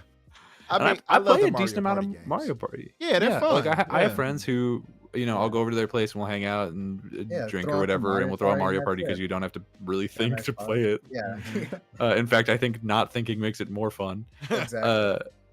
But like, so I played a lot of it and like I enjoy it. But I swear, you could put 7 different screenshots from 7 different Mario parties in front of me, and I could not tell you which one. to play. 100%. I would definitely if they'd be like, "Oh, your life depends on this," I'm dead. So, yeah, 100%. Well, the thing I'm is, sure like, this one will be good. the thing is, like the other like Super Mario Party, everyone hated that game. I know a lot of people that absolutely. Oh, do they really? Yeah, because like they had like a lot of gimmicks where, for example, you had like all these different dices for like there was actually like a whole tier list of like characters because of like the dice that they use. It was actually like so bad. This And look- like the boards were very like basic as well. They were like Mm. just it was like most of them were like almost like a circle. And they were, like, Right. little I remember active. something about that. And then like there was another one where they added a bunch of the old boards and everyone was like, "Yeah, that thing from Yeah, that- before. I love yeah, this. that This one is so was- much yeah, that better." one- yeah, because that Yeah. was that was not Super Mario Party. That was Mario Party Superstars, I believe. And yeah, that one was like basically like a compilation of like here's Well, all I'm the so glad you're here to N64 know these things because I could never. yeah, so that was like that's like a compilation of like all the N64 boards. It has a bunch of like the old mini games, and a lot of people like that because, like I said, it's just all bunch of the old stuff, but like remade. So essentially. this does look fun. I will say that. I'm sure it's going to be great. Oh, yeah. It's Yeah. definitely a party game. I can see myself getting Mhm. this and playing it with the family. Come bring it over to the house and play with them. Comes out October 17th this year. Looks fun. But what I like about this new one though is like it has like some brand new stuff, like brand new boards, brand new mini games, and also has some of the old stuff mixed in with it as well. Yeah. So it's a bit of a mix. Like That's the cool. last game was Grab just some of the old best stuff. parts of the old games. Yeah. That's fine. Yeah, so like the last game was just old stuff, but this is gonna be some new and some old, which is it's nice. It's nice to That's- have a mix. that's of cool. both. So you had that, and then we move on to Yeah. this, which was a big surprise for a lot of people. The DEI focused Legend of Zelda Echoes of Wisdom. Can we still call it that when it's like the first Zelda game that where you actually play as Zelda? Wait, as Zelda. Right, Well, you gotta right. call it the Legend of Now they Link, got to call you it know? Link. Yeah, It's exactly. been her legend the whole damn time. Yeah. Yeah. What were You've your been taking all the credit, What was your thoughts on this, Hargeet? Like, did this impress you? It looked pretty good, man. Yeah. Yeah, I liked it. It looks kind of fun, right? So it's a little bit of a different twist. Mm-hmm. And we'll see how well they execute it. But what I saw, it seemed to be an interesting game to me. So I'm likely gonna pick up this and the Mario game with that $100 voucher thingy. So yeah, definitely got two definitely games, a game I'm interested in.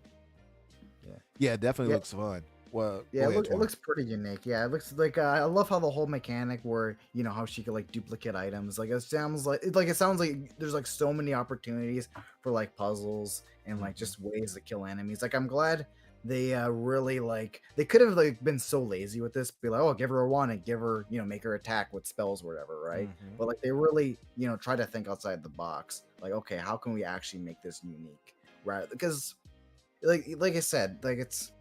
Like they're really taking advantage of the fact that you're not playing as Link now. Like Yeah. you're playing as a completely different character. This is almost it's like it's gonna be like Zelda, like how I usually play, but like it's gonna play completely different. And I love how they're not afraid to do that. I'll say this: So- I haven't played all the Zelda games, but one of my favorite, just growing up, Super NES. Watched my uncle play it, and I got into it. was the Legend of Zelda Link to the Past. So like that really, like, I love that game. It's a classic game, and you can see here they're set in Hyrule, and that kind of, it looks like the same setting, like the same kind of setting, right? The way the little tree that she goes to in the clip, all of that looks like I guess an updated version, visual look of that Hyrule, right? Yeah, those games always take place in Hyrule. So it's because I think this is I'm not sure if this is supposed to be a sequel to the other remake, because this is going to be a completely brand new game, because the other 2D Zelda game that they made was a remake of like a Game Boy game. Link's Awakening. Yeah, Link's Awakening. That was a remake. Yeah. Well, because it's that same art style. Yeah, it's the same art style. So I'm assuming, I'm not sure, because usually the way Zelda games work is like, usually, for example, Ocarina of Time, right? Majora's Mask is the sequel to Ocarina of Time. Right. And then they'll have a new game, which is like a brand new Link, where they're actually not connected at all. So like Breath of the Wild is a completely different timeline. So we have my brother MJ Dark. He says, "Let's go." Nintendo is the GOAT and coming for the PS2 all-time record. They are. They're very close. Like 1.5 was it million?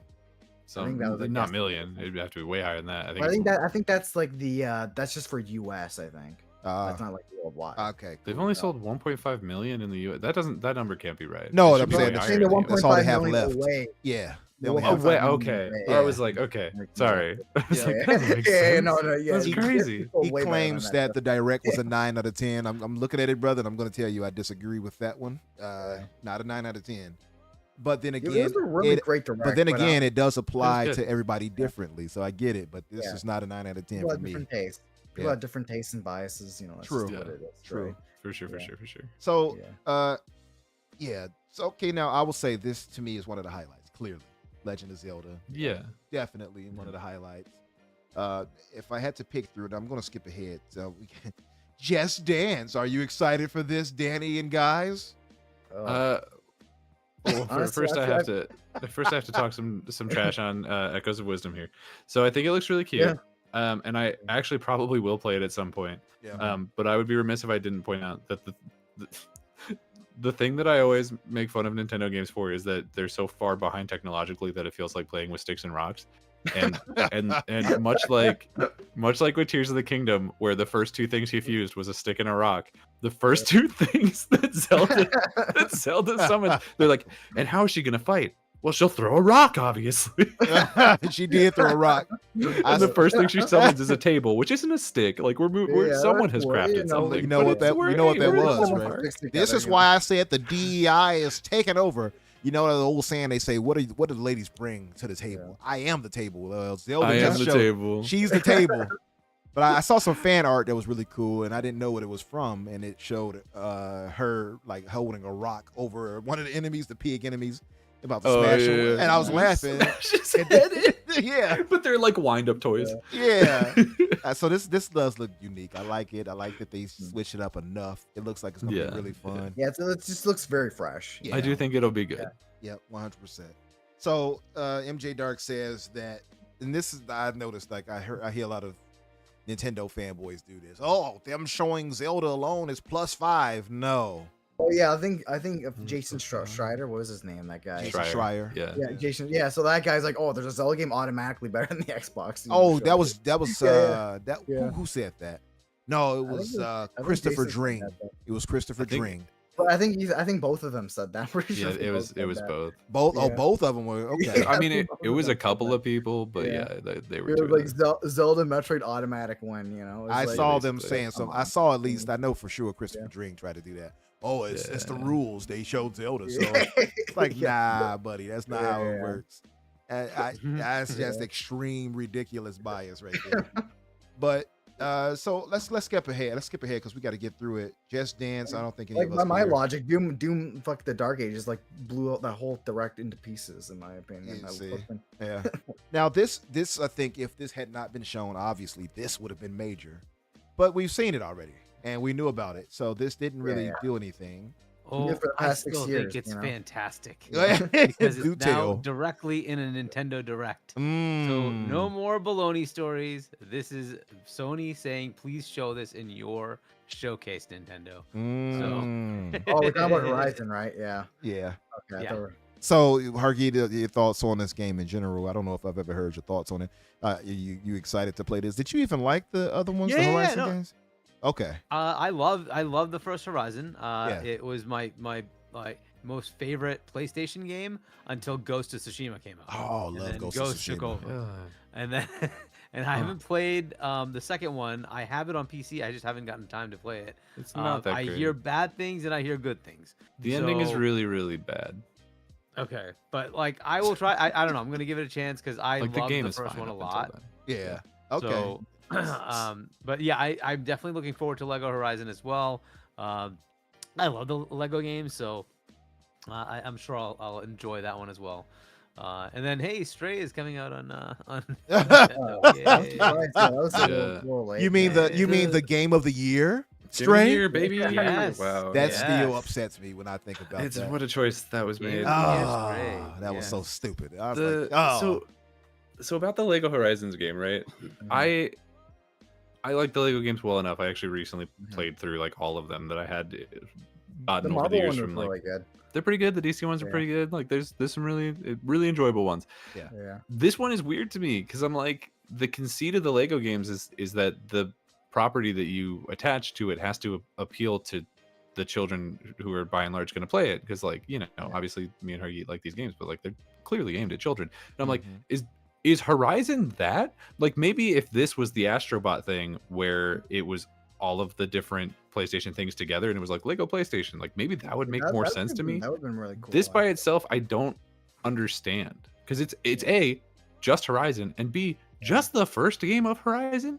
And then they were talking about it in like the after preview stuff, and they're like, "There's only 4 playable characters, but you can change their costumes." And I'm like, "Well, that's the whole point of the Lego games is to unlock like the 400 minifigs of different colored stormtroopers." Mhm. Like, what are we doing? Yeah, it's, having like a huge ass like collection of characters was always really nice in those games. So, MJ Dark says he fell asleep when he saw Aloy on the screen. Oh man. Yeah, and Lucius confirms that he saw Jason and Christopher Dring mention both of them, and Genki, which I highlighted. That was the major Oh yeah, I mean crux of that tweet. I had like, if you look at that tweet now, I think it's like almost 50,000 people that looked at that, and then you got like a bunch of bookmarks. People, comment at me, they insult me. A lot of quotes. Yeah, a lot of quotes. And I wasn't even trying to gain the ire of Nintendo fanboys, but I have to just call it as I see it. I think it's it's kind of ridiculous to put this on the same level of Xbox Showcase. I'm just going to be honest. Now, Tales of the Shire, no interest. Sorry. I love. Actually, there was one thing I want to bring about the Horizon. Like honestly, like when they first announced that game, like I think it was on the Game Fest, I believe. It was, yeah. And honestly, I did not even. It was already spoiled before the Game Fest, actually. Yeah. Exactly. But yes. The thing is, like, I didn't even like look at the gameplay. Like, I was like, I'm not interested, right? But then I actually saw it during this show, and I was actually like, you know what? That actually looks pretty fun. Like I'm actually like kind of interested in it. And the thing is, like, I don't even have that much interest. Like, I don't have like that much. Like, I haven't invested that much into Horizon like IP. Like, I think the most I've ever played was like the one on PSVR 2. I think that's the most I ever put into a Horizon game, and that game is actually like pretty cool. Like it's a really nice, technical showpiece. But I don't know, there's something about this game. It just like I love the way the animation is too. It looks great. Like the way it looks like it almost looks like it's like kind of like stop motion. Like the style that they're going with. It's one of their prettier. It's one of their prettier Lego games for sure. Yeah, it's like a really good looking Lego game. Like especially like if you look at like the PS5 version, what I looked at. And so I mean, moving on though. So we had Ace Attorney Investigations again. This is old. I've played some of these myself. This is cool because they did the original trilogy and then they did the Apollo Justice ones and now there's these ones. So they pretty much moved all of the Ace Attorney games forward to be playable on modern consoles, and so I think that's pretty cool. I haven't played any of these. They've also did an HD remake, like a visual thing upgrade on it, so that's cool. Now, this is also not, as far as I understand, not coming to. Oh no, this actually is coming. I think it is. Yeah, like the other two did, so I don't know why this right. one. Yeah.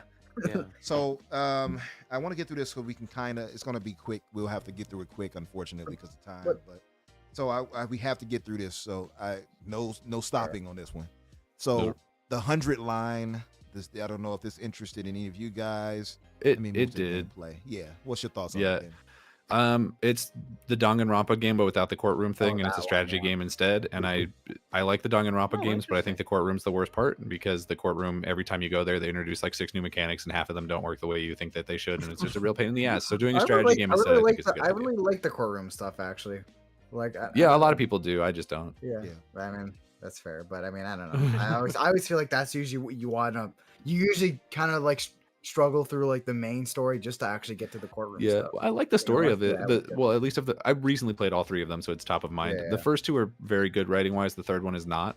But in all of them, the courtroom stuff for Man, me the, just the like. freaking the ending in the third one is like, man, how can you continue the series after that? You know? Yeah, I don't think they. I think they. So maybe that's why they're doing this instead. Is they were just like. the reason why they haven't made like a 4th game. So Right. this because right of that here, ending. this right Yeah. here, you say is a spin-off of the Danganronpa game. I don't No, think it's a it's like a spin-off. new I one. think it's It's like just a a new different one. thing entirely. Yeah. But it's Okay. clear it's the same art style and all that stuff. Like it's I do like the Yeah. art style. I will say The that. thing is, they actually made another game recently, which is called Raincode, which is kind of like a Raincode, similar- yeah, which was Yeah. originally Switch exclusive and is now coming to Yeah, other consoles, thank which is God. neat. I was played that on Switch. I was like, I can't do this. Like, I don't know. There's something about like third-party Switch games, like they just run so badly. Like, Yeah, yeah. like, So- just, And Hargeet, did this interest you? It sounds like it interests you, Twon. You're interested in it Yeah. as well. I mean, yeah, I'm definitely interested. Like, I still have to look more into it. Like, I feel like a lot of these games could be hit or miss. I Mhm. feel like it's on my radar, but I'll definitely wait closer to when it releases. If For I'm sure. What about you, And, Hargeet? and that Yeah. it is the same company, right? It's the one. Yeah, that did Spike Danganronpa, Chunsoft, I Spike believe. Chun, right? Yeah. It's Yeah, minimally that's- it's the I same art finished the- game. Yeah. Yeah, so I finished the Danganronpa, so yeah, it is actually kind of interesting. We'll see Yeah. what it's like when it It- comes out. Now, this one I would say I love the art style. This is just gorgeous. I love like this art style is dope. Now, this is Romancing Saga 2, Revenge of the Seven. This is also Yeah, skipping remake. Xbox. Yeah, this is a remake, right? Now, this is skipping Yeah, Xbox as well. I'm trying to highlight that as we go along to get to this last topic because we have Yeah. to kind of push through it, unfortunately, Mhm. time wise. But so now this one looks really interesting to me. I might give this a shot if is it coming to PC as well? This right here. Yeah, I'm pretty sure it's coming to PC. So I might give this a shot. Looks really interesting. I like the way, and you could also see the foe was actually there on screen as he ran up to him. I like what I'm seeing here. Kind of puts me in that part right there though with the whole like formation thing. Kind of threw me off. I'm kind of like, I don't know if I want to do all of that. But I will say like the attacks look pretty cool. I like the styling of the characters. Mhm. It kind of gives me that Grand Blue kind of feel, except Yeah. Grand Blue is live action, which I prefer. So yeah, what are you guys' thoughts on this? Does this interest you guys? It's definitely a game I'm interested in, but like the thing is, like my plate is full when it comes to like RPGs right now, especially with like when Metaphor Refantasio comes out, it's gonna be all over. I'm probably gonna play that game like twice, Yeah. like back to back, like Okay. so. It's definitely a game I'm interested in. Like if I have the time, I'm definitely gonna play it. So yeah, like I said, it's a game I've got my eyes on. You know, it's a remake of a classic game. Mhm. So this And, is coming out later this year, October 24th. It Yeah, says. it's coming up. Yeah, like October. That's such a bad month for me. Like, oh my, like I even have, even like Sonic X Shadow Generations. I'm also looking for. That's also coming on October as well. So it's gonna October, and then even the Dragon Ball Z fighting game's gonna come out on October as well. Sparking Zero. Yeah, a lot of great So like, games. it's gonna. Yeah, October is gonna cripple me. Like, Now, moving to one of the other stars of the show, and I'll let this play out. This was Metroid Prime 4 Beyond. Hargeet, I'm sure you were hyped for this as well. We talked about it a bit earlier as you were mentioning it. MJ Dark, I know that he said this was what gave it like a 5. This was a 5 alone for him, he says. What about you, brother? What was your thoughts on Metroid Prime 4? Yeah, I mean it's finally showing, right? We had a teaser that Metroid Prime Yeah, 4 was coming, but we 7 never years got ago. any gameplay, right? So we're seeing something, and now the big question that we get out of this is this Switch or next gen Switch? Either way, it looks like it's cool, right? It looks like it's going to be a fun game. So You know what? looking forward to more. This is a next year game, Yeah. so it looks like it will be along with the Switch too. So I'm looking I'm forward to betting that the reveal Switch as that we well. saw So. was Switch though. I'm Yeah, betting it seems like it, right? You know, yeah, the 'cause, more like, I'm looking Retro at it, Studios, man. Retro Studios, they're wizards when it comes to like their craft. let me like, ask I'm you guys: is it just me though, or does this look kind of like Halo 4 and 5 or something like that? I know some people have been making jokes that looks like Halo 5. It kind of some people- does, doesn't it? Like some people, like I think one guy had like a screenshot of like Halo 5. I'm like, oh look, Metro Prime 4 gameplay. You know, This like I saw like a no, lot of this that. legitimately. I'm looking at it now and I'm like, wait a minute, is it Halo? Metroid Halo. What is it? Haloid. This is This Haloid. Metroid Prime 4 Guardians. You know, Halo, just- Haloid Prime. Guardians. Yeah, Haloid Prime Guardians 4 Beyond. yeah. No, this looks good though, I will say, but it definitely puts yeah, me it in looks mind of good. Halo 4 or 5. Better 5, I would say Yeah. more so than anything. But, But what it's about like- what about you, Danny? well, You like how does this excite you, Metroid Prime 4? Oh, Danny stepped away, I think. Go ahead, Twon. What were you gonna say? All right, yeah. I was gonna say like it is definitely very impressive for a Switch game, and I know for a fact this is the footage we saw is Switch, because even if you saw Metroid Prime Remastered, like that game is extremely impressive and like a silky smooth 60 frames per second too. Like I don't know how they do it, man. These guys, like even Wizards. yeah, even like the Donkey Kong Country back on the Wii U, like just gorgeous looking game. Mm-hmm. Like No. Retro Studios as well. They do squeeze out a lot of this technology. It's pretty astonishing. Yeah, and then I think the villain that we see at the end was actually like just a villain that we saw back on Metroid Prime Hunters on the DS. So they kind of just took some random like character. Like I don't know if you remember like that blue guy that you saw at the end. Mm-hmm. Yeah, so that guy, like I said, he was from like Metroid Prime Hunters on the DS, and that was like a nice little callback. And I'm guessing now they're gonna turn him to like a major character because I'm pretty sure Metroid Prime Hunters isn't actually canon to like the actual trilogy. So I see. I'm curious to see what they're gonna do with that guy.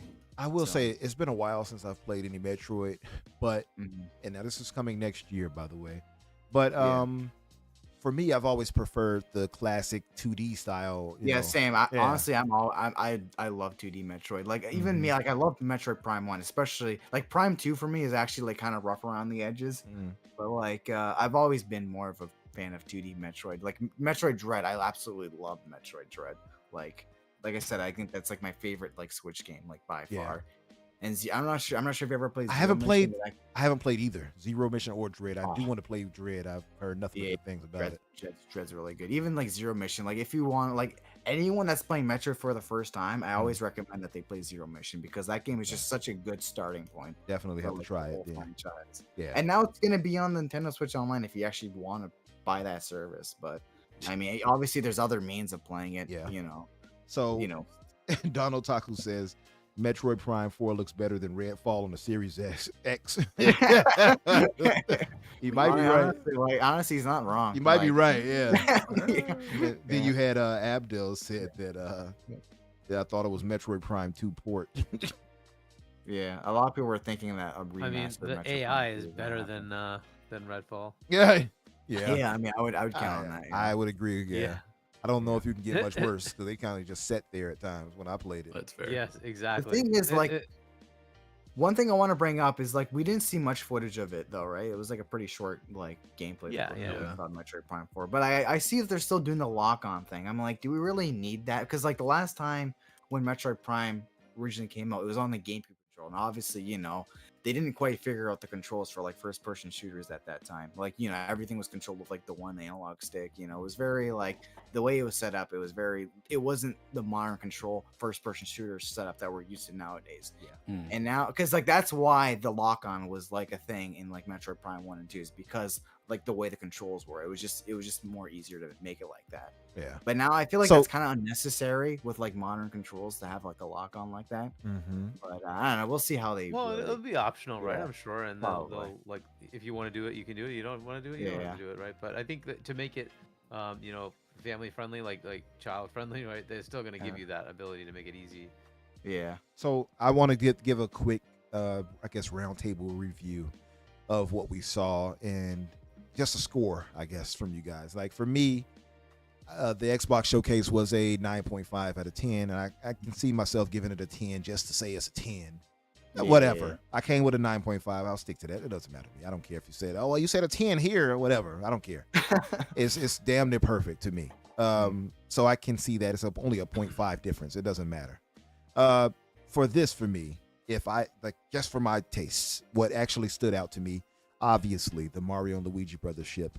Mhm. I pointed that out as a That was the play. biggest surprise to anyone. That looks really good. I just, as somebody who doesn't play on Nintendo as much ever, that right there would definitely get me to play it. Okay, so for me, Mario and Luigi Brothers ship. What was the other one? Mio, Memories in Orbit, which is also coming to Xbox. So I'll likely get it there. Let me see. What else? Dragon Quest, as I've mentioned. Yeah, Dragon Quest. That's 100%. 3 and then 1 and 2. That's the next 3D year, yeah. HD 2D remakes. Yeah. So I know it could those- be a tongue twister sometimes. Yeah, it did get me. So that surprisingly, the new Dimpa Man. No, I'm joking. That didn't. Let me see. Okay, I'm scrolling through. Funko Pop. Nope. Super Mario Party Jamboree. Legend. I feel like Fantasian. Like maybe if like you think you'd ever hold do on. like a game. I'll let if you it was on get. Game I'll let you Pass, get to would you yours try on it it. out? I'll let you get to yours Like- on it. I'll probably, if it was on Game Pass, I would try it. I don't think I would Yeah. buy it on my own. So Legend of Yeah. Zelda: Echoes of Wisdom. By the way, they announced a Nintendo Switch Lite Hyrule Edition. If you all didn't, I think notice that's that. probably already selling. No, it's all of them, right?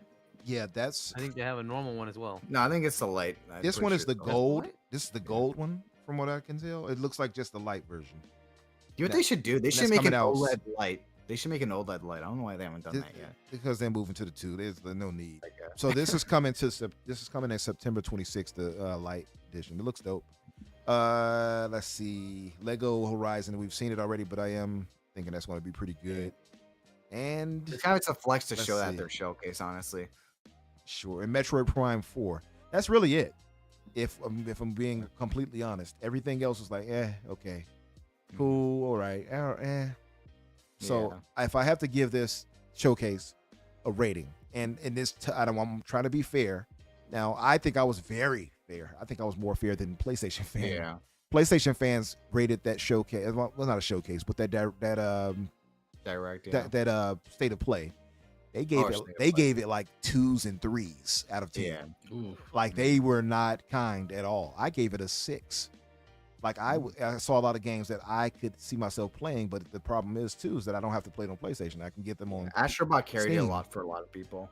So Astrobot absolutely carried it heavy, Yeah. which is kind of surprising for a PlayStation state of play. Like you wouldn't think that would be the one. But for me, that was a 6. Now for this, I think I'm going to be more fair. This is better than the state of play, obviously, and it had 100%. much bigger games. I'm going to say this was. I'll give this an 8, just to be generous. You know what? I'm sorry. I'm going to be really strict. I think this is more of a 7. This is more of a 7.5. This is 7.5 out of 10 for me. Change his mind live on air. Yeah, I'm changing my mind. This is. No, I feel like being a dick. Never mind. Yeah, because I'm like thinking like what could I give it at that? But it's just as far as my tastes go, I'm going to give it a 7.5 out of 10. What about you, Twon? What's your score? Yeah, honestly, like for me, like it'd probably be closer to an 8. Okay. I like honestly like a lot of those games, like I wasn't expecting the showcase to hit as hard as it did. Like a lot of people were going into this showcase with like very low expectations. Like people were saying like, okay, you know, ports, remakes, remasters, that's probably the best thing we're gonna get. But we got like brand new games. Like that Mario and Luigi game alone like made it for me. Like the moment I saw that Mario and Luigi game, I was like, okay, everything else is just extra now. Like that's the way I looked at it. And then we had Marvel vs. Capcom 2, which honestly, like for me, like I own like over like 50 consoles, and like I if I want to play Marvel vs. Capcom 2, I'll play that on the Dreamcast. So like for me, like bundling 70 games on an emulator, that doesn't really appeal to me too much, but I could see why it's such a big deal to a lot of people. So like that alone, like, you know, really carried it well as well for a lot of people. So what was your score? Would you say for this overall? You said an 8. Yeah, it was like an 8. Like Metroid Prime 4, I really wanted to see that. Okay. Also Dragon Quest HD 2D, that was like looks something I great. also really wanted to see as well. Yeah. Like I'm actually like pretty interested in Fantasia, and like actually kind of wanted to give that game a shot as well. So okay. like I'm definitely interested in that as well. Now So- I can hear you on that, but the problem for me is that that's old, and they're just bringing it over. So it's That- not, that's- I that can't is be like, true. oh, that's a Yeah. big gifted plus. You know, that's the only problem I have. with That the is showcase. fair. That is fair. So like it really is like a really, at the end of the day, it really is a taste thing. Like, Mhm. because I know a lot of people that don't like RPGs. Like to them, this was like a terrible direct, you know? Yeah, Because like they yeah. don't like RPGs, right? That's just them. You know, I I can't blame I them. think the more you're open to different genres, the better this Yeah. showcase will be for you. For sure. Yeah, especially if you like. But like calling it better than the Xbox showcases, I feel like is a stretch because, like you said, there is a lot of ports, remakes still in this showcase, and you know, in the Xbox showcase, it was a lot of brand new things that we saw. Yeah, You know, definitely. So yeah, and there was a lot of variety at the Xbox showcase too. We had RPGs, we had shooters, we had, you know, we had a lot. So Yeah. You know what?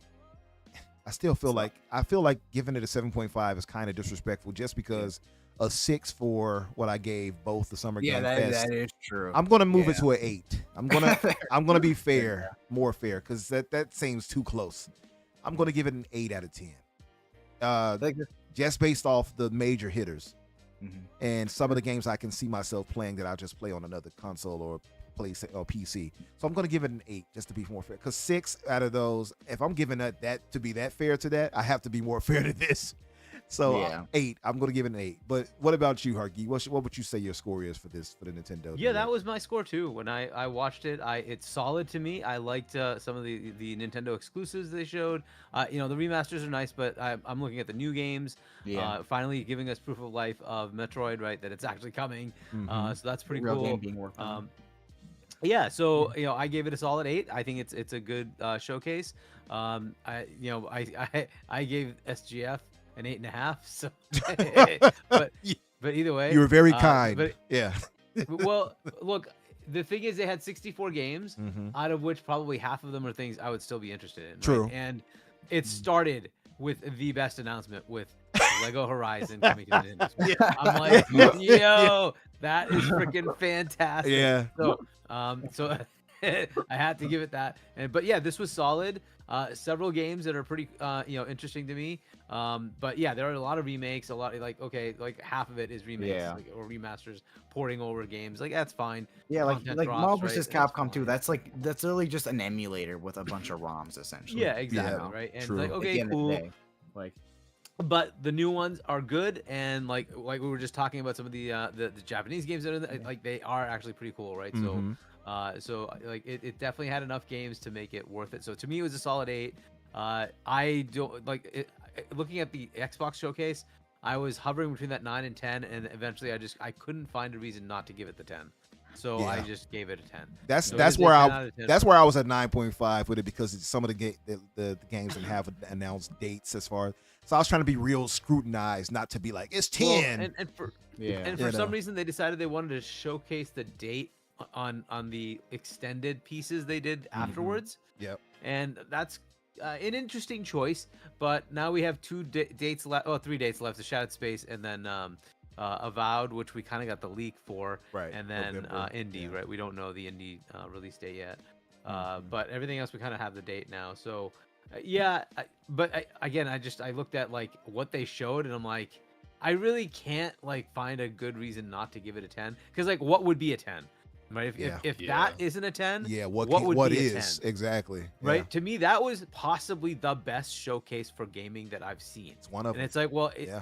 right? And if you don't give that a 10, then where's the 10, right? So I'm like, all right, it's a 10. I gotta give it the 10. It's just it was I so, have no just problem ending with it that. on Yep. freaking Gears, Oh, dude. That man. moment was so good. It was powerful, man. so That good. was powerful. So I know it had to starting be with Doom, I powerful know they there. started with COD, but they really started with Doom and ended with freaking Gears, dude. That Yeah, was a yeah, freaking yeah. crazy showcase. Yeah, crazy. So I think that's fair. I think your score is fair. Danny, what about you? What's your view of it? Like, what would you rate the direct? I'm of two minds of it, because if I was rating this purely based on like how much I got out of it, it would be much lower. I like I said, I don't have the like bing wahoo brain rot that you need to get into a lot of these games. I have a lot of a fondness for certain Nintendo franchises, but none of them were the ones that were here. Like, I enjoy Pokemon, even though the last couple games have been awful. Obviously, it's not here because Pokemon does its own thing. I like Fire Emblem and Xenoblade and a couple other things, but like none of those things were here. So there wasn't really anything for me. So for me, it would be much worse. But taking myself out of it and looking at it pretty objective, I think as objective as I can get. I think it's a 7 out of 10. I think it's good. I think it is definitively a good show. I think it's the second best show of the year. Agreed. You know, I'm looking at it, and there's a lot of things in here that I know people are very excited about. You know, basically all of the first party things that they showed, the Mario, the Zelda, all that stuff, like Metroid Prime, like those are big games. People are excited for that, and I'm not like, this is probably the best that they could do at this time, because we're at the end of the Switch 1. They're going to the Switch 2. They're not ready to announce the stuff that's going to be like the Switch 2 titles. So probably as soon as that happens, there's going to be a really bigger direct that they might even call a showcase, but probably not. That'll have all of these crazy big things like the next 3D Mario, who knows, whatever. So like that's coming, and it's probably sooner rather than later, because we know that they're wanting to talk about that within the next this fiscal year. October, so like, right? So this is like end of the year. This is like the last hurrah of the Switch 1, and I think it is a perfectly good. That's a hurrah. perfect send off. Yeah, good send Yeah, off. it's a perfectly good hurrah. For me personally, the only thing here that I'm like 100% going to play is the Dragon Quest remakes. So 100%. I still get something out of it. I'm happy enough. But I think it's a 7 out of 10. Yeah. Okay, that's fair. I think anywhere from the 7 and 8, I think that's more than fair for this. Yeah, personally. you guys went a little higher than me. I think for me, the stuff, the like fluff in the middle between the big announcements was enough to drag it down to a 7 for me. Is basically all it is. I'm trying to be really generous because I was too generous for them. So I'm like, I can't not be generous to Nintendo on here, or people be looking at me suspect. Yeah. So, but that said, I think, you know, good show. Like you said, it was the second best of the summer showcase games and or shows, if you want to. Because some people are like, yeah, that was a state of play. That wasn't a showcase. All right, whatever. Yeah. It was like, Well, they didn't have a showcase. If you do give the so- Nintendo show a 7.5, you gotta bring the state of play out. You have down to like 5. You have to. There's no other choice. No, So, I gave the state of play actually a 3. While you guys were talking, I worked it all You out myself. deducted points. Of like, well, because I wanted to make sure that they were. Well, Yeah. no, it's my thinking on the state of play is that I think it genuinely did more harm than good. I think Yeah, showing off fair. Concord in the state it was after all of the Yeah. stuff where it's like Either- we're making this big push for our live service initiative, but we're canceling all these other ones that people are excited for, and this is the first one we're going to show off because like Helldivers existed, but like that's not really part of it because it was made by an outside force, and like so, but whatever. So like this is the first party part of this initiative that we're showing off, and it looks like that. Like that is confidence destroying. So I think that's really bad. And then Astrobot just doesn't do anything for me. Like I'm sure it Astrobot plays is well. gonna be my Gotti. That's I Sure. cannot Yeah, wait for I'm Astrobot. super happy for people who can get that. It doesn't work for me. That was a game I think was it'll waiting for. Like yeah, I think it'll play really well, and I'm sure it'll be really cute. For me, the idea of like going to all the different PlayStation games basically and being like, wow, isn't PlayStation great? Is like, yeah, but cool, whatever. Like it just feels. It just feels really like masturbatory on the side of Sony in a way that I don't really vibe with. And then also it kind of feels like it leaves Astrobot without an identity of itself, other than just being like, boy, aren't we cool? And it's like, you are cool, but like, what are you saying? Look at all these dead franchises, you know? That's a fair point, actually. Yeah. That is. So it's just like, it kind of irritates me. Like I'm sure it'll play fine, and maybe I'll play it at some point, and I'm sure it'll be an easy platinum because I mean it's twice as big. I'm sure as the. I even played the one on the PSVR, which is actually the one on PSVR is like probably one of my favorite games of all time. Yeah, people say that one's really good.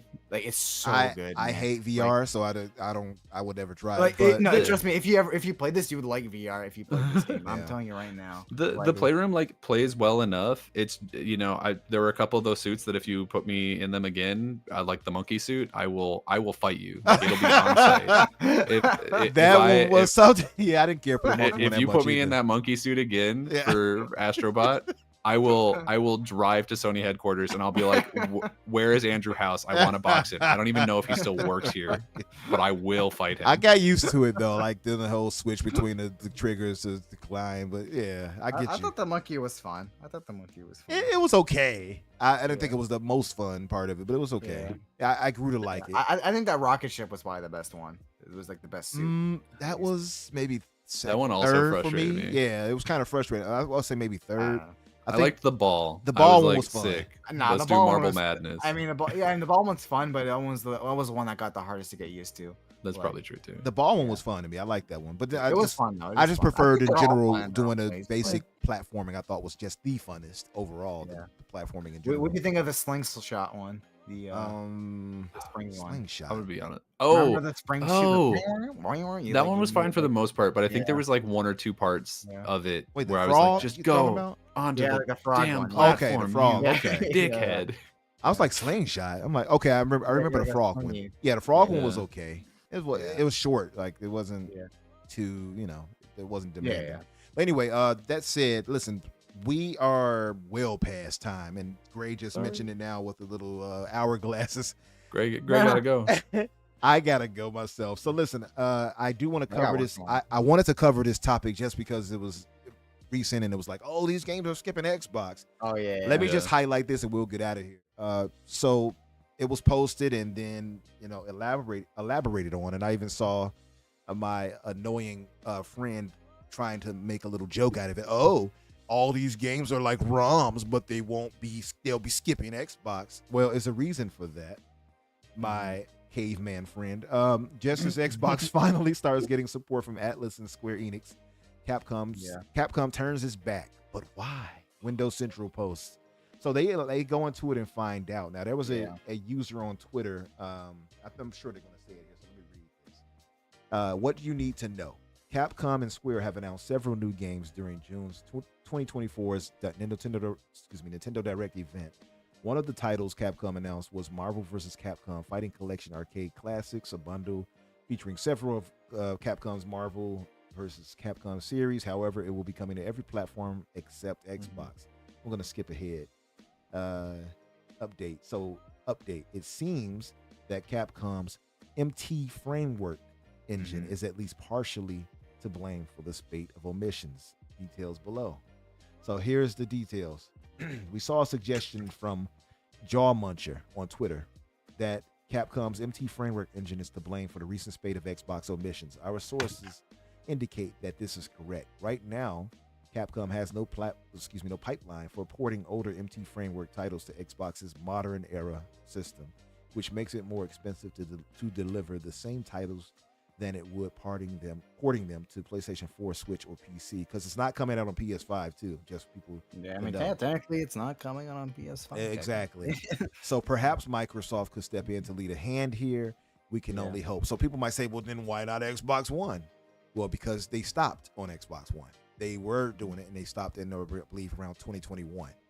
So that's why. This is why this is skipping. It's not just because Capcom is suddenly like, oh, F you, Microsoft. So it especially makes less sense when the Ace Attorney games are also coming over to exactly Xbox as well. and which they highlight here. And Capcom announced two collection bundles featuring two of their popular franchises. The first one being Ace Attorney Investigations Collection, and the other being Miles Edgeworth. Let's say okay. No, it was just an elaboration of that. The other is Marvel Capcom. Okay. So, it's not like they're just saying, okay, Xbox isn't doing it, because people would wonder, okay, this doesn't even have crossplay. You're killing the game's chance already, this fighting collection, by not even having crossplay in it. So that was one of the thoughts. So what it comes down to in its most basic form is that it's just the engine issue that is no longer supported on Xbox. So now maybe Microsoft can work with them to get it over there. I'm sure if there's enough, outcry or something like that, maybe they will. But this is not a big issue as people thought it would be. It's not because of Microsoft doesn't have enough console sales, or Xbox gamers don't buy games, or any of these other nonsensical narratives that you've seen people trying to use. It's just a matter of the engine not being adaptable to the current gen consoles. That's all it is. I wanted to elaborate into it more, but we are well past time. So I just want to say thank you all in the chat for being here with us. We appreciate you guys. We need to get out of here. So I want to go to my panel and shout out to first Twon. Thank you for being here, brother. Thanks for having me, man. Yeah, man. First time coming here. Definitely have to have you back again for sure. I know you talk more than just Nintendo. So we definitely can have you on here. Oh yeah, you know, I play all the consoles, right? Like I'm probably the most unbiased person when it comes to like video You game sound like consoles. it. You sound. I Yeah, like 'cause that. thing Yeah. is about me is like I was usually a Sega fanboy, but they don't make consoles anymore, so you know I got nothing. You have I to got grab nothing somebody. stand Yeah. on. Yeah. Yeah. You You know, gotta float. I'm just kind of neutral now, you know. I hear you. So Just float around. They all Yeah, float down here. exactly. But so. yeah, man, thank you for joining us, brother. We appreciate you. Tell the good folks where they can find you and what you'll be up to. Oh yeah, man. You can find me on Twitter at It's Me Twon. That's my Twitter handle. You could also find me on Matt Lake's Games YouTube channel on Mondays. We always run a podcast there called the L3R3 Podcast. So yeah, it's usually me, him, and then Hard Days Mike. Sometimes Ham Solo also joins us as well. He used to be a regular on that show, but Shout out to you Ham. know, That's my boy. yeah, Ham Solo. Yeah, he's also he used to also be in that podcast, but you know, he runs a lot lot, so he's like, does. okay, I can't. He's busy. He's all like, I can't commit to this, you know, full time. So we get it, you know. Yep. So it's usually us three.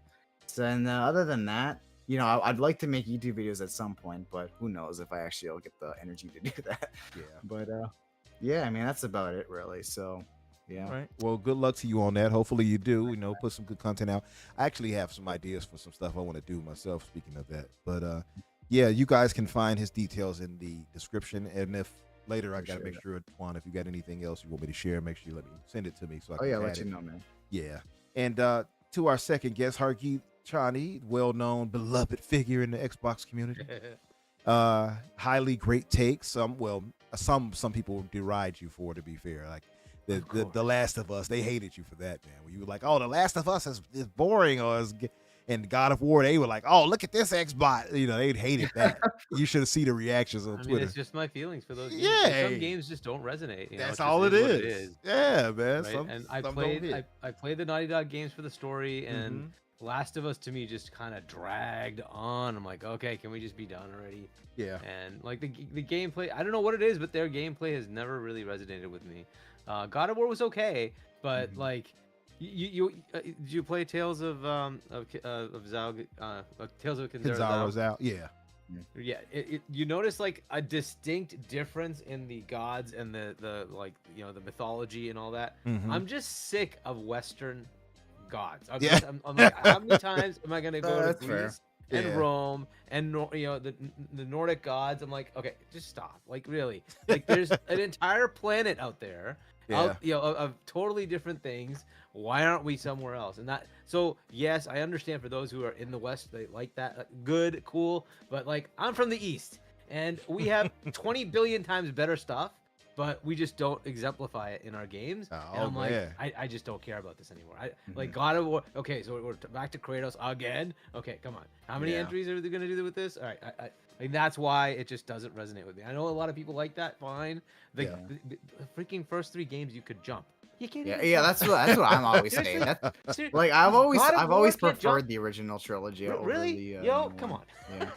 Yeah. So it was good, but it was definitely like hub worldy, whatever, and like the story's like, oh wow, it's Norse gods. I've never heard of these guys before. Gee. Or who was that? What is it, the 40 millionth time after having freaking Thor movies and everything? Like, come on, just like I'm like so done. Like, let's move on. And that's where that comes from. Yeah. But whatever, it is what it is. Anyway, you can subscribe to my channel. It's Hargeechani1 on YouTube. So youtube.com/Hargeechani1. You can also pick up my book. I have a sci-fi novel called Emergence. If you want to pick it up, it's shop.chani.us. Check it out. It has all the links to the Barnes & Nobles and Amazons and all that. And then I will be on tomorrow night with C-Money and Doodle on Night Shift at 7 p.m. U.S. Eastern Time on Point for Gamers on YouTube. That's the channel. So check that out. And then we'll be back together with Fonz on Sunday, 6 p.m. U.S. Eastern on Fonz Gaming to do Games Talk Live. Great show. I love seeing you guys do your thing. You know what? You guys would do well to find more topics where you can debate each other, because both of you guys love to. Hold on. Hold on. We can really both of you guys. I gotta use this pun. Both of you guys are master debaters. I'm sorry. I'm sorry. Gotta- I'm sorry. I had to do it. I had to do it.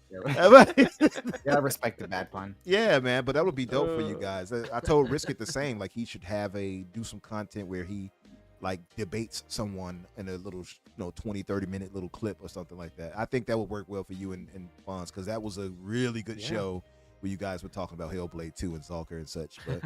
But anyway, that aside, all of Hargeet and Twon's details are in the description, so make sure you guys go and support them and get Hargeet's book. I have it myself. I still have not gotten a chance to really read it because all these games I'm trying to play, but I will, I promise. That said, thank you both for coming through. Danny, last but not least, my co-star co-host, tell the good folks where they can find you and what you'll be up to.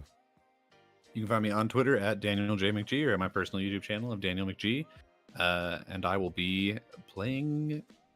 Oh, God, I don't even know what I'm going to play this week. Don't worry about me. Games, I'll for figure sure. something out. Video game. Games, at least. Yeah, he'll be playing games, not Twitter like myself. So there you go. You got But yeah, thank you guys in the chat. If you all have not done so, hit that like button on your way out. And again, share this out, man.